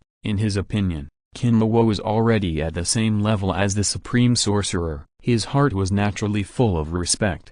However, at this moment, Kinluo heard the system prompt sound. Ding. Detected important plot characters. Stephen Strange. Doctor Strange. Get lottery buff. The next time you draw a fishing rod, there is a chance to get an extra lottery opportunity. Ding. Detected plot characters. Wang, Comitage Library Administrator. Get probability buff. The next time you draw a fishing rod, reduce the probability of a white fishing rod. Hearing two consecutive system prompt sounds, Kinluo's eyes lit up slightly. These two people can really get buff. The purpose of coming to Comitage this time is completely fulfilled. So happy, Kinluo smiled at the two of them. "Stephen, Wang, I still have some things to discuss with the Supreme Master, so please send all these apprentices back." The two of them heard it, without any hesitation, and nodded decisively. Then the king took action directly and opened several spark portals. The transportation work began. Kinluo walked to the side of Master Guyi and said, "Don't worry, Master Guyi, I don't have much interest in your heir. I just went there to recognize his face." Guyi did not answer Kinluo's words directly. She looked at Kinluo and asked, "You sent them away. Do you have something to tell me?" "Of course," Kinluo said and waved his hand, and the wave force directly blocked the surroundings. "Don't bother so much, Comitage has its own power to protect it, and people from the outside world can't spy on it." Guyi felt the wave force around him and said calmly. Kinluo waved his hand and said, "It doesn't matter. Life should have rituals." "Okay, let's talk business." "I plan to travel to Hell in 1 day or 2 days, Kinluo said with a smile, but his eyes were filled with cold murderous intent. "Oh?" Guyi looked at Kinluo with some surprise. He didn't expect Kinluo to go to Hell to cause trouble so soon. "How long has it been since the last confrontation with Mephisto? For this kind of thing, it's better to deal with it sooner rather than later. It's also convenient to deal with Mephisto earlier,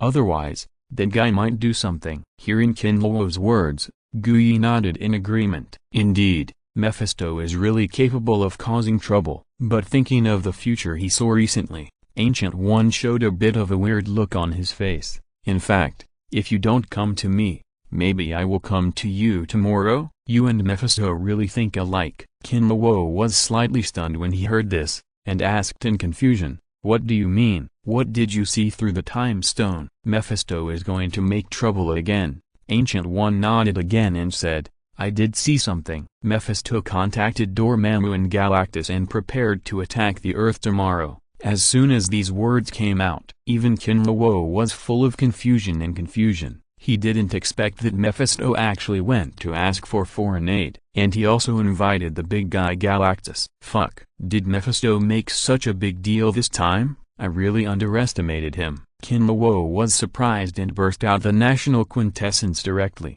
and then asked in confusion, "I can understand that Mephisto can invite Dormammu, but how can he invite Galactus?" Hearing this, Ancient One looked into the distance and said, "The daughter of Galactus seems to have been hiding on Earth not long ago. He should be looking for his daughter and destroying the Earth. By the way, he is really worthy of being a god, so willful." Kinluo smiled bitterly and shook his head. It was really hard for people to accept this weird reason. It's nothing, just a planet. For him, it's just food. It's nothing to be surprised to find his daughter and have a full meal. By the way, Ancient One made a little joke. I said, "Master Ancient One, you are really calm enough. A god and two beings of the same level as you are about to invade the Earth. Don't you have a little nervousness?" Kinluo couldn't help asking when he saw that Ancient One still had the intention of joking. Normally, when something like this happens, the most nervous person should be Ancient One. If you're listening to this novel on a channel other than Fanfic World,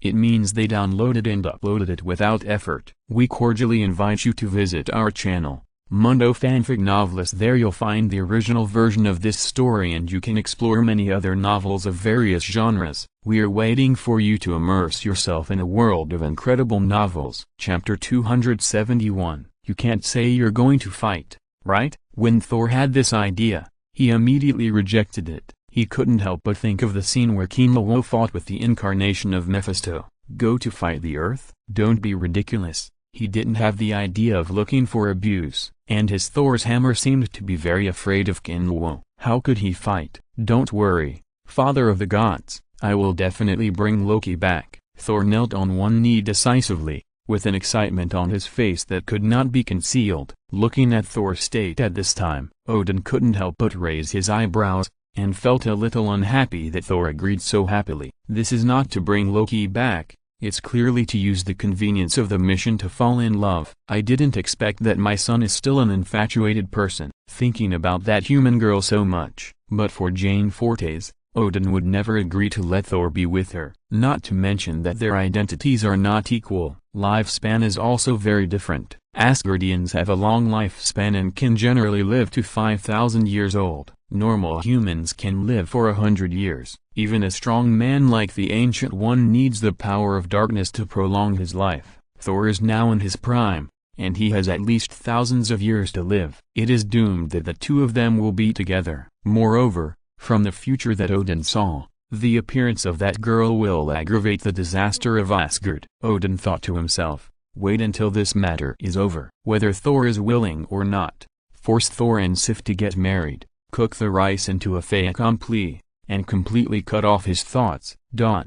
Camardage. Kinluo was suspended in the air, looking at his body like a mountain. There was unspeakable heroism and excitement in his heart, especially when he saw those magic apprentices who were like ants. The feeling suddenly became stronger, although they were originally like ants in Kinluo's eyes. But Kinluo still felt a little disappointed. He originally thought that he was already very strong, and the four ghost swords had all awakened, and the power began to blend. He is almost the best in the world. With such strength, he can at least exert 60% to 70% of the power of the law of heaven and earth. As for exerting all of it, Kinluo never thought about it. After all, the law of heaven and earth is one of Monkey Brother's strongest moves. If he can exert it now, then this strongest move is too worthless. But he never thought that he was almost risking his life. But he only exerted less than 10% of the power of the law of heaven and earth, and it is still time limited. He can maintain this state for a maximum of 10 minutes.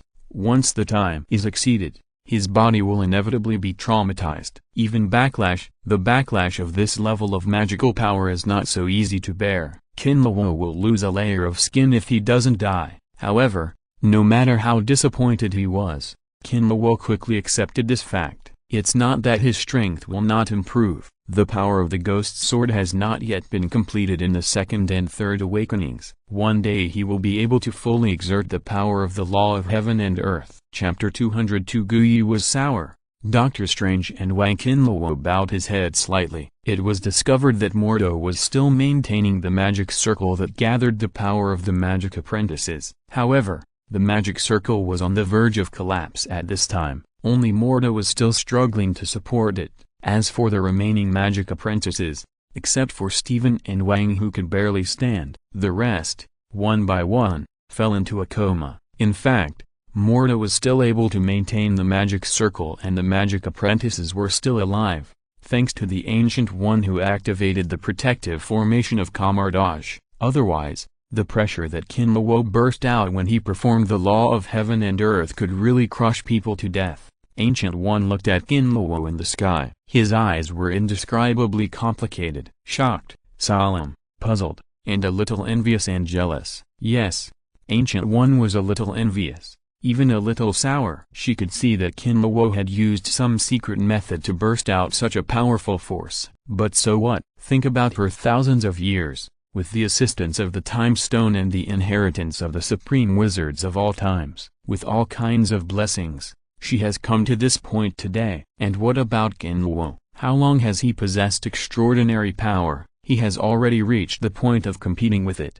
and can even fight in a short period of time, reaching the point where she has to look up to him. Gods are no more than this, from a mortal to a god. For others, it may be a natural chasm, but for him, it doesn't seem to be a difficult task. Ahem. Mordo, do you still want to fight me? Kinluo coughed lightly, looking at Mordo on the ground and said jokingly. The voice fell into Kamardage, and it was like thunder. Bang! The magic circle exploded directly, and orange-red sparks scattered. Puff! Mordo's face was pale, and after spitting out a large mouthful of blood, his eyes rolled up and he fell into a coma. How could he reply to Kinluo? Guyi looked at the crack in the rune of the defensive formation, and the corner of his eyes couldn't help twitching. She really regretted provoking Kinluo now. You said you have nothing to do. Why let an outsider interfere in their master-disciple problem? Alas, with a light sigh, Guyi helplessly shouted to Kinluo in the sky.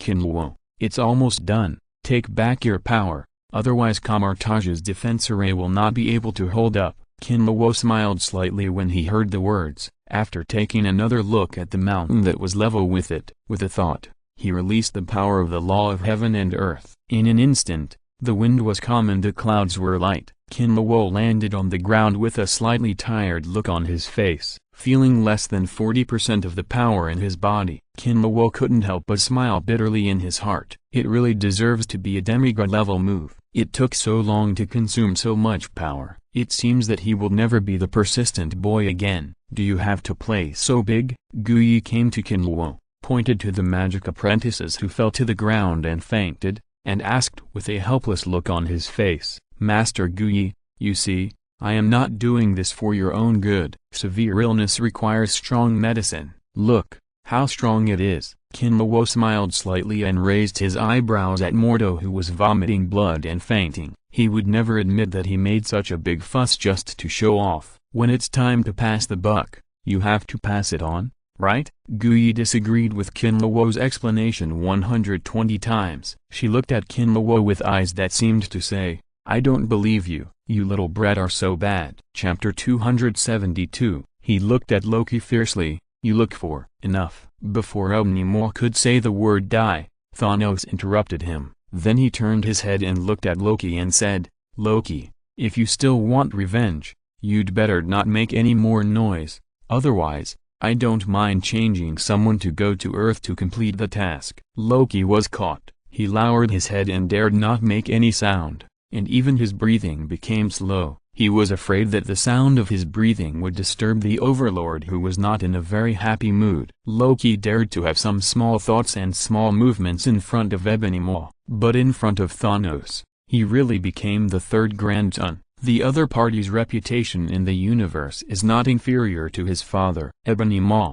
forget about this matter. I will help you rebuild the space gate, but I hope you won't let me down again this time. Thanos looked at Ebony Maw and said in a deep voice, feeling the pressure from Thanos. Even Ebony Maw couldn't help but feel his throat dry. He swallowed his saliva and quickly drew the space rune. At this time, Thanos placed the double-headed sword on Ebony Maw's shoulder. The unique Titan power began to gather in Ebony Maw's body to help him condense the space rune. With Thanos' help, Ebony Maw's drawing speed this time was obviously several times faster than before, even dozens of times faster. According to this trend, it may take less than 10 minutes for the space gate to be rebuilt. Loki watched quietly on the side, but when he felt Thanos' Titan power like a sea of smoke, his eyes clearly revealed envy. If he could have such power, why rely on others for revenge? In Asgard, Odin has always been in a state of observation about everything that happened on Earth. Although he didn't know who made such a big fuss,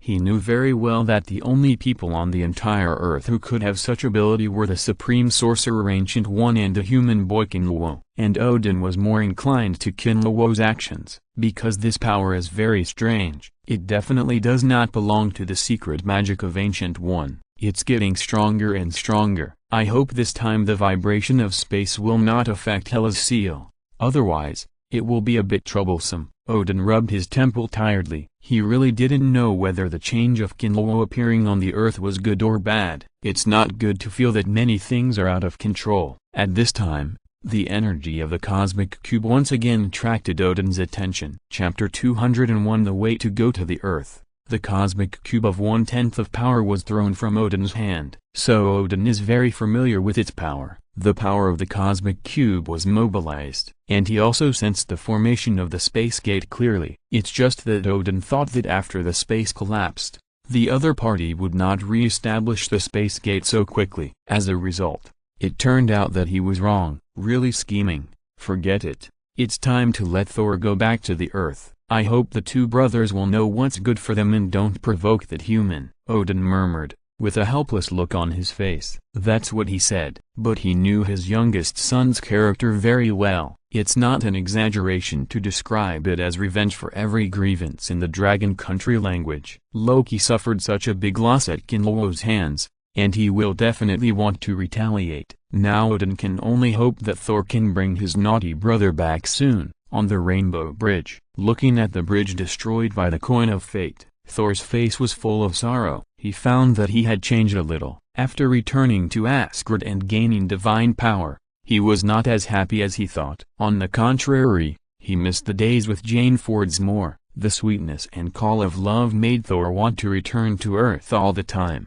But the rupture of the Rainbow Bridge was a short-term end to his thoughts. After all, the power contained in this Rainbow Bridge is extremely complex. It is not an easy thing to repair it. Don't even think about it for a year or two. I just don't know if Jane can wait for him that long. As for Loki, Thor is not particularly worried now, because he has learned from Odin that Loki is still alive. He knew his brother's ability very well. As long as he was alive, Loki would definitely be able to live in the universe like a fish in water.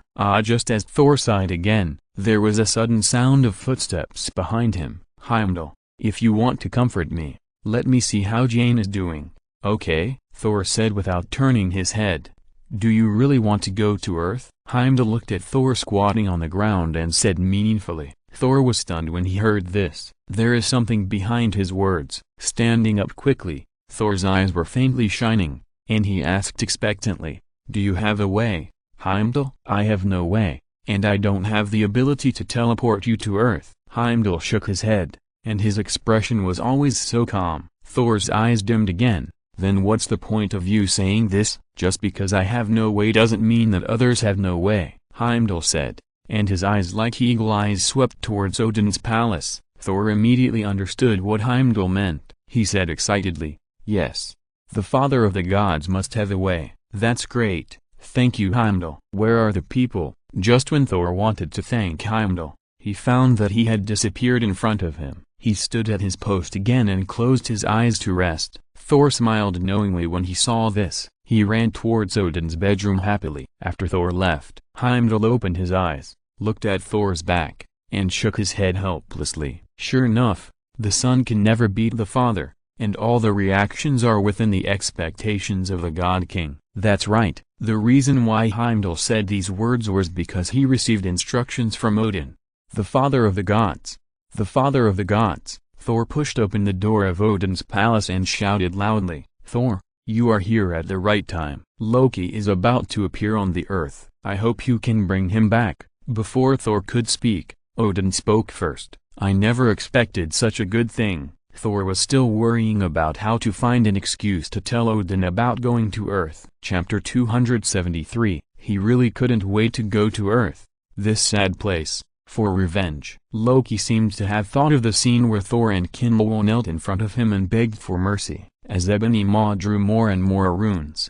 The space gate gradually became solid. When the last rune was drawn and integrated into the space gate, the whole space trembled. Ebony Maw nodded with satisfaction. With his hands behind his back, he could faintly see some crystal sweat beads on his forehead. There was no way. This star field was too far away from the Earth. Even if he could sense the location of the cosmic cube, the power consumed was quite large. Loki saw that the space gate had been formed. He walked forward involuntarily, with an excited look on his face, and reached out to touch the mysterious blue light gate. If you don't want to die, or be teleported to some unknown area, I advise you not to touch it. Just as Loki's hand was about to touch the space gate, Ebony Maw's voice with disdain and ridicule sounded. Loki's palm froze in midair when he heard this. He turned around and asked in surprise and confusion, "What do you mean? Don't you have any common sense as a mage? It will take some time for the space force inside such a long-distance space portal to stabilize. It doesn't matter if you die. If you delay Lord Thanos' plan, I promise that you will die a miserable death." Ebony Maw looked at Loki with a more disdainful look and threatened. Of course Loki knew this common sense. Although the first mage of the 9 realms was a bit boastful, but Loki was also a good melee mage anyway. Just now, it was just because the space gate was formed and Loki's dream of revenge was about to be fulfilled, so he forgot these things in his excitement. But Ebony Maw's words hurt Loki's self-esteem again. Loki was originally a bit fragile. After coming to Thanos' camp, his heart had long been broken into pieces. Ebony Maw was the one who often stabbed him in the heart. Loki lowered his head slightly, resentment in his heart surged, and a fierce light flashed in his eyes. If he had the chance, he would definitely cut off Ebony Maw's head with his own hands. Use his soul as firewood. Seeing Loki lower his head, Ebony Maw suddenly felt bored, tapped his shoulders tiredly, and didn't look at Loki again. He still liked the unruly look when Loki first came. It was fun to abuse him like that. Loki didn't say anything, and Ebony Maw was too lazy to mock him anymore. The two of them just looked at the space gate quietly, waiting for the space power in it to stabilize. Time passed by minute. About half an hour.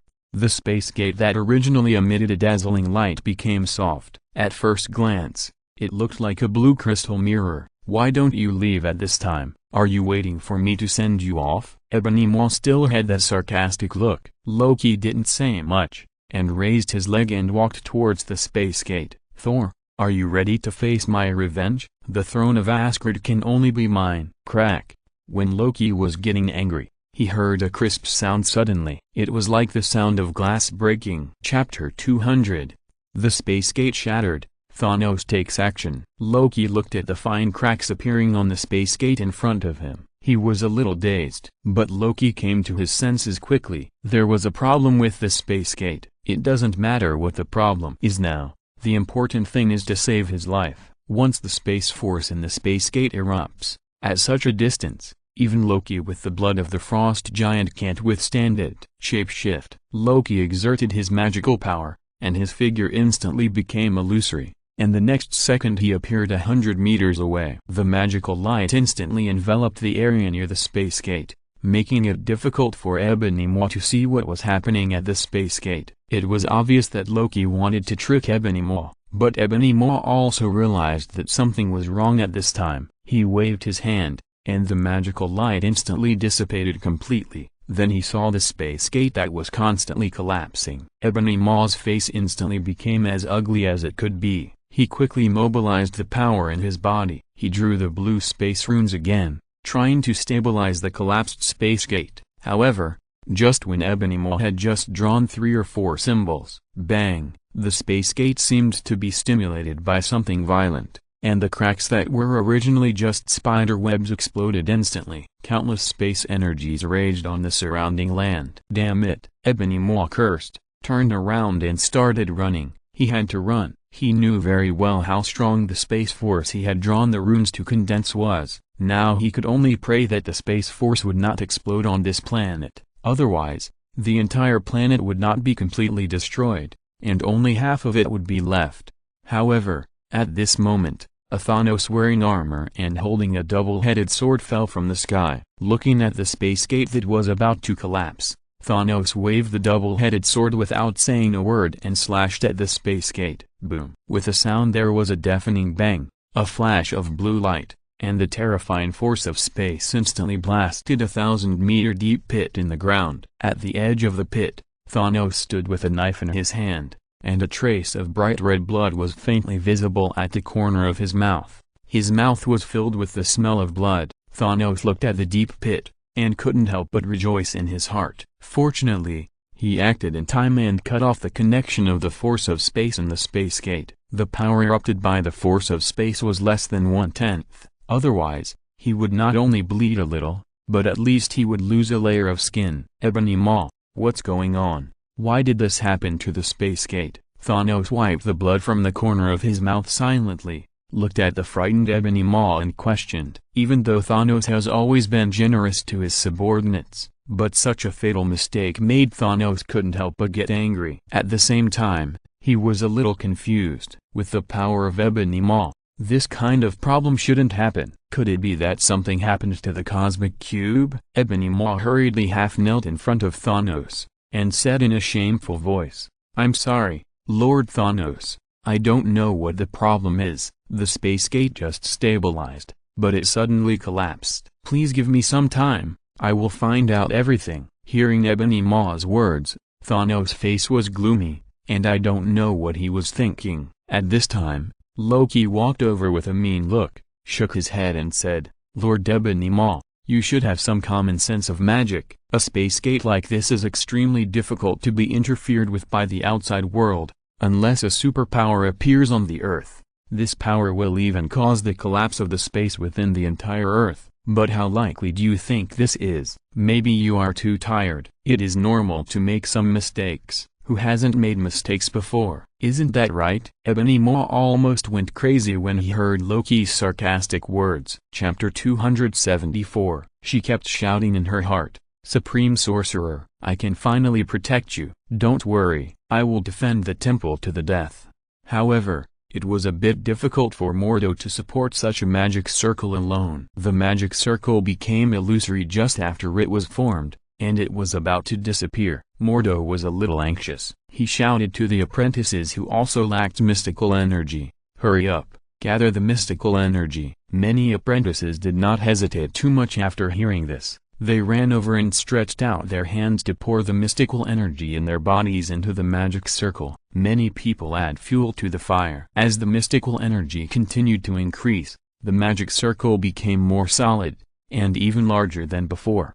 However, when Guyi saw this scene, his brows were frowned more and more. There was even a rare anger in his heart. Mordo really didn't listen to her words. It's okay for one person to go crazy, but he also took those magic apprentices with him. Look at their state. If there is really a strong enemy attacking, after these magic apprentices have exhausted their strength, there is no possibility of survival. Did she forget that she said that the temple is not important at all? Only these magic apprentices are there. There is hope. Where they are is the temple. Kinluo didn't even look at the secret magic array below. Just kidding.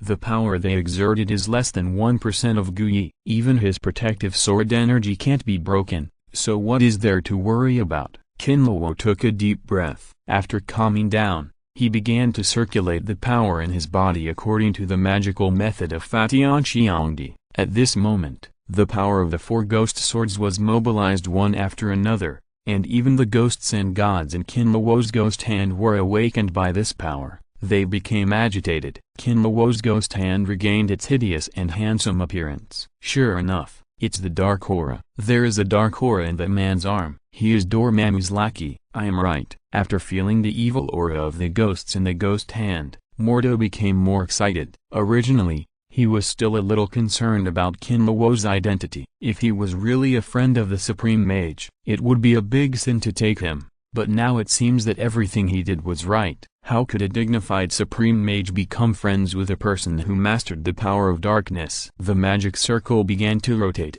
and the surrounding mystical power quickly gathered. As the power gathered more and more, the runes on the magic circle also lit up orange-red light.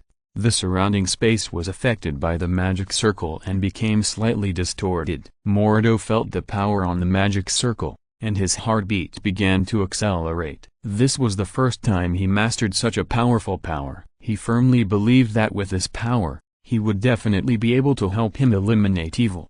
However, at this moment, the wind and clouds between heaven and earth suddenly changed. The whole sky seemed to be covered by something. Kinlawo burst out with a very terrifying aura.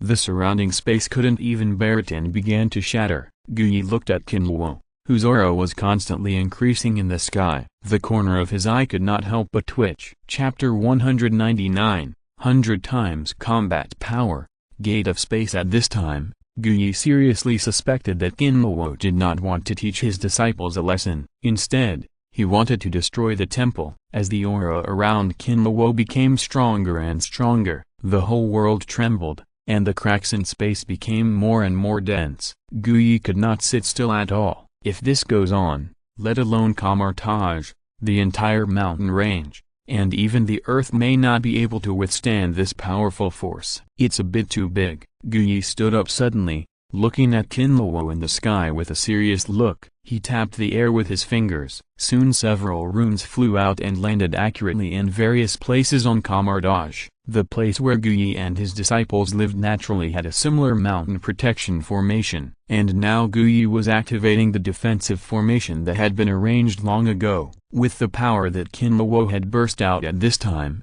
even if she wanted to transfer perfectly, it would be almost impossible. She could only use the power of the formation to see if she could resist it. As for Mordo, he is still maintaining the secret magic array regardless of anything. It's just that the little power he has gathered is really not enough. Kinlawo felt as if his body was about to boil. The power in his body increased almost geometrically, but the speed of consumption was also very fast. When the power in his body reached a certain critical point, Kinlawo knew he could not continue to increase it, otherwise, he might not be able to bear it. If he used a big move and died of his own body, it would not be worth the loss. Normally speaking, Kinlawo released such a powerful force, it would definitely attract attention from many parties, especially Odin and Heimdall of Asgard. They would definitely lock on to Kinlawo at the first time. But don't forget where Kinlawo is at this time. Kamartaj, the Holy Land of Wizards. It has existed for countless years. Kamartaj contains many wonderful powers. In addition to the protective array,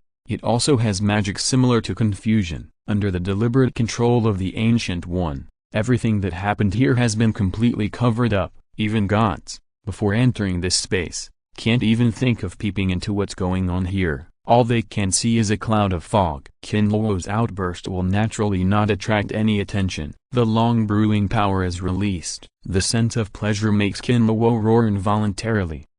It was also at this moment that the space around Kinlawo was completely shattered, and Kinlawo was suspended above the broken space, and his body increased by 100 times. It was 188 meters high. Although this height is definitely not comparable to Monkey King and Rolang Shen, who are tens of thousands of meters at a time, but it is also quite amazing. Gate Angia, who knocked down Tiga, was only 155 meters high. Not only the change in body size, at this time, His strength has also increased by 100 times. In the Chitori's residence deep in the universe, Ebony Maw's fingers flickered with a faint blue light. Draw runes one by one. As the runes continued to gather, a looming space door appeared in front of Ebony Maw. This was formed by the connection between Ebony Maw and the Space Stone, also known as the Cosmic Cube. The purpose was to teleport Loki over. The abnormal movement of the Cosmic Cube in the secret base of S.H.I.E.L.D. was also caused by the connection between Ebony Maw and it. Looking at the looming space gate, Loki held the Mind Scepter tightly in his hand. His expression was indescribably excited and ferocious. Chapter 275. He also realized that Kinlawo was the master of the spiritual power just now. Who are you? You suddenly broke into the temple. What is your purpose? Mordo shouted,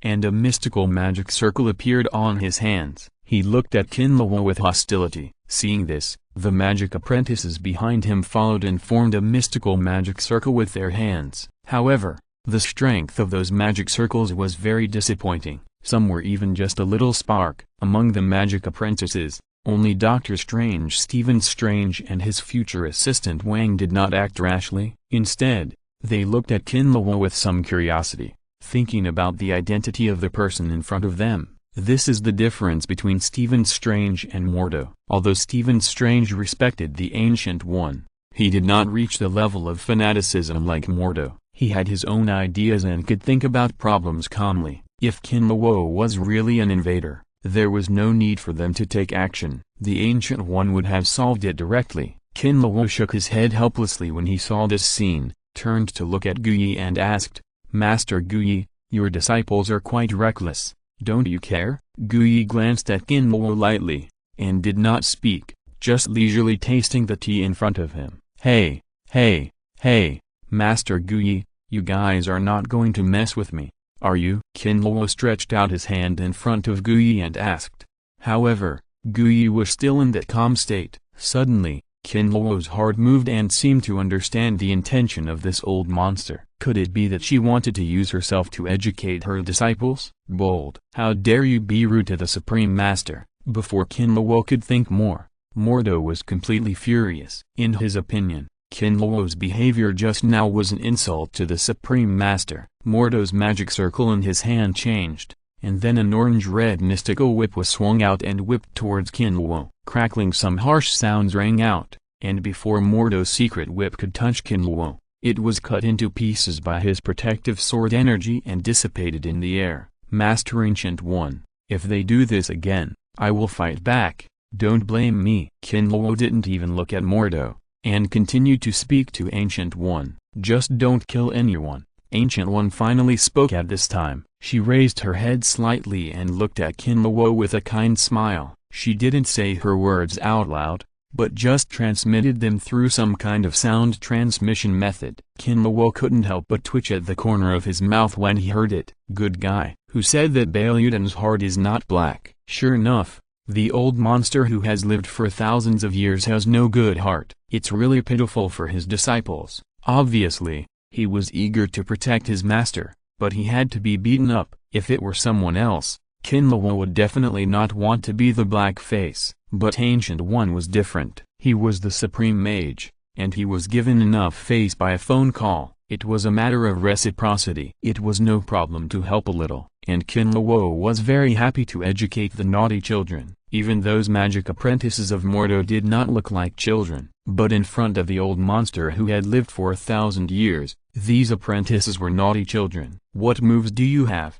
Just use them. I will play with you. If you fail, I will do it to Ancient One. Kinlawo stood up with a smile, and his face also showed the same kind smile as Ancient One. Everyone be careful, and work together to protect the Supreme Mage. Protect the Supreme Mage. Protect the Supreme Mage. Protect the Supreme Mage. The magic apprentices roared with Mordo's shouts, and the secret magic arrays in their hands became dazzling. It was clearly the rhythm of a collective explosion. Mordo was the first to attack. This time, he condensed two long mystical whips, which came towards Kinlawo with a whistling sound. The remaining magic apprentices followed suit. Some summoned long mystical whips, while others released other mystical attacks, such as turning the magic circle into a fan. There were so many dazzling things. Kinlawo really felt the mood of Thanos when facing Doctor Strange in the original plot. These magics that were not practiced well looked like juggling. Chapter 198 Feudal and trapped in the magic barrier. The magic apprentice's mystical magic attacks. Even Kinlawo's protective sword energy could not break through. Only countless sparks flashed by. Those mystical energies eventually dissipated in the air.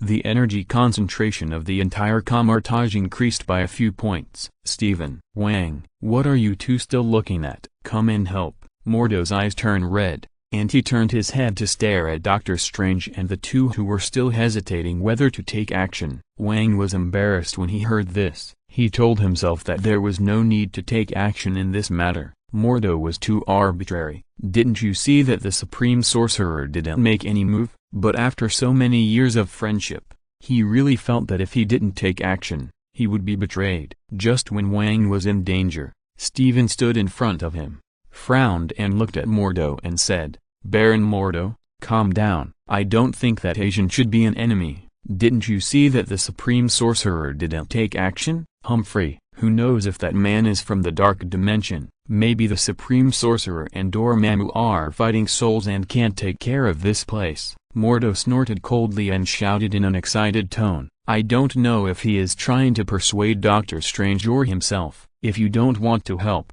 get out of the way and don't get in the way here. Mordo glared at Stephen and the others fiercely again, and then changed his hand gestures to perform other secret techniques again. Wang and Stephen's faces were extremely ugly, but they still insisted on doing the right thing. Even Stephen felt a little worried at this time. Some of Mordo's things were too extreme. If this continues, there might be a big mess. Soon, several magic apprentices couldn't hold on. For some apprentices, using magic at such a high frequency was also the first time for a big girl to get married. They didn't know how to support it at all. After the energy of the secret technique was exhausted, these apprentices collapsed to the ground, gasping for breath. But Mordo didn't care about what other people looked like at this time. The spells in his hands changed one after another, trying to break the sword energy protection around Kinlawo. Master Guyi, your apprentice is a little crazy. Don't you plan to take care of him? If you let him go, the ending will definitely not be too good. I believe you have also seen it through the time gem. Kinlawo frowned when he saw Mordo in such a state. It's no wonder that such a paranoid person would collapse and turn black after learning that Guyi absorbed the dark power. Guyi was just silent in the face of Kinlawo's question. She naturally knew what Mordo was like, but apart from telling Mordo the truth directly, she basically did everything she could. But Mordo's paranoia has reached a certain level, and even Ancient One feels helpless. It is precisely because of this that she wants Kinlawo to take action to let Mordo know what it means to know that there is always someone better than you. It can also make him calm down a little. Kinlawo looked at the silent Ancient One and his heart couldn't help but move. Now is not a good time to experiment with the law of heaven and earth. It's also a good time to show off in front of Ancient One and his apprentice. Do it as soon as you say it. Kinlawo's figure flashed, and the fairy wind and cloud body technique was activated. The whole person was like a phantom, directly soaring into the sky and flew above the sky of Kamardaj. Damn it, don't even think about escaping. Mordo saw Kinlawo take off, and thought that Kinlawo couldn't hold it anymore. The whole person became a little excited, not caring that there was little secret energy left in his body. With his hands spread out, a huge secret magic array floated above everyone's head. End of this chapter. Thank you very much for reaching the end. Don't forget to like. Looking for more exclusive content and immediate access? Subscribe to our Patreon. Remember, every like, subscription, or donation encourages us to continue. Thanks to everyone. See you in the next video.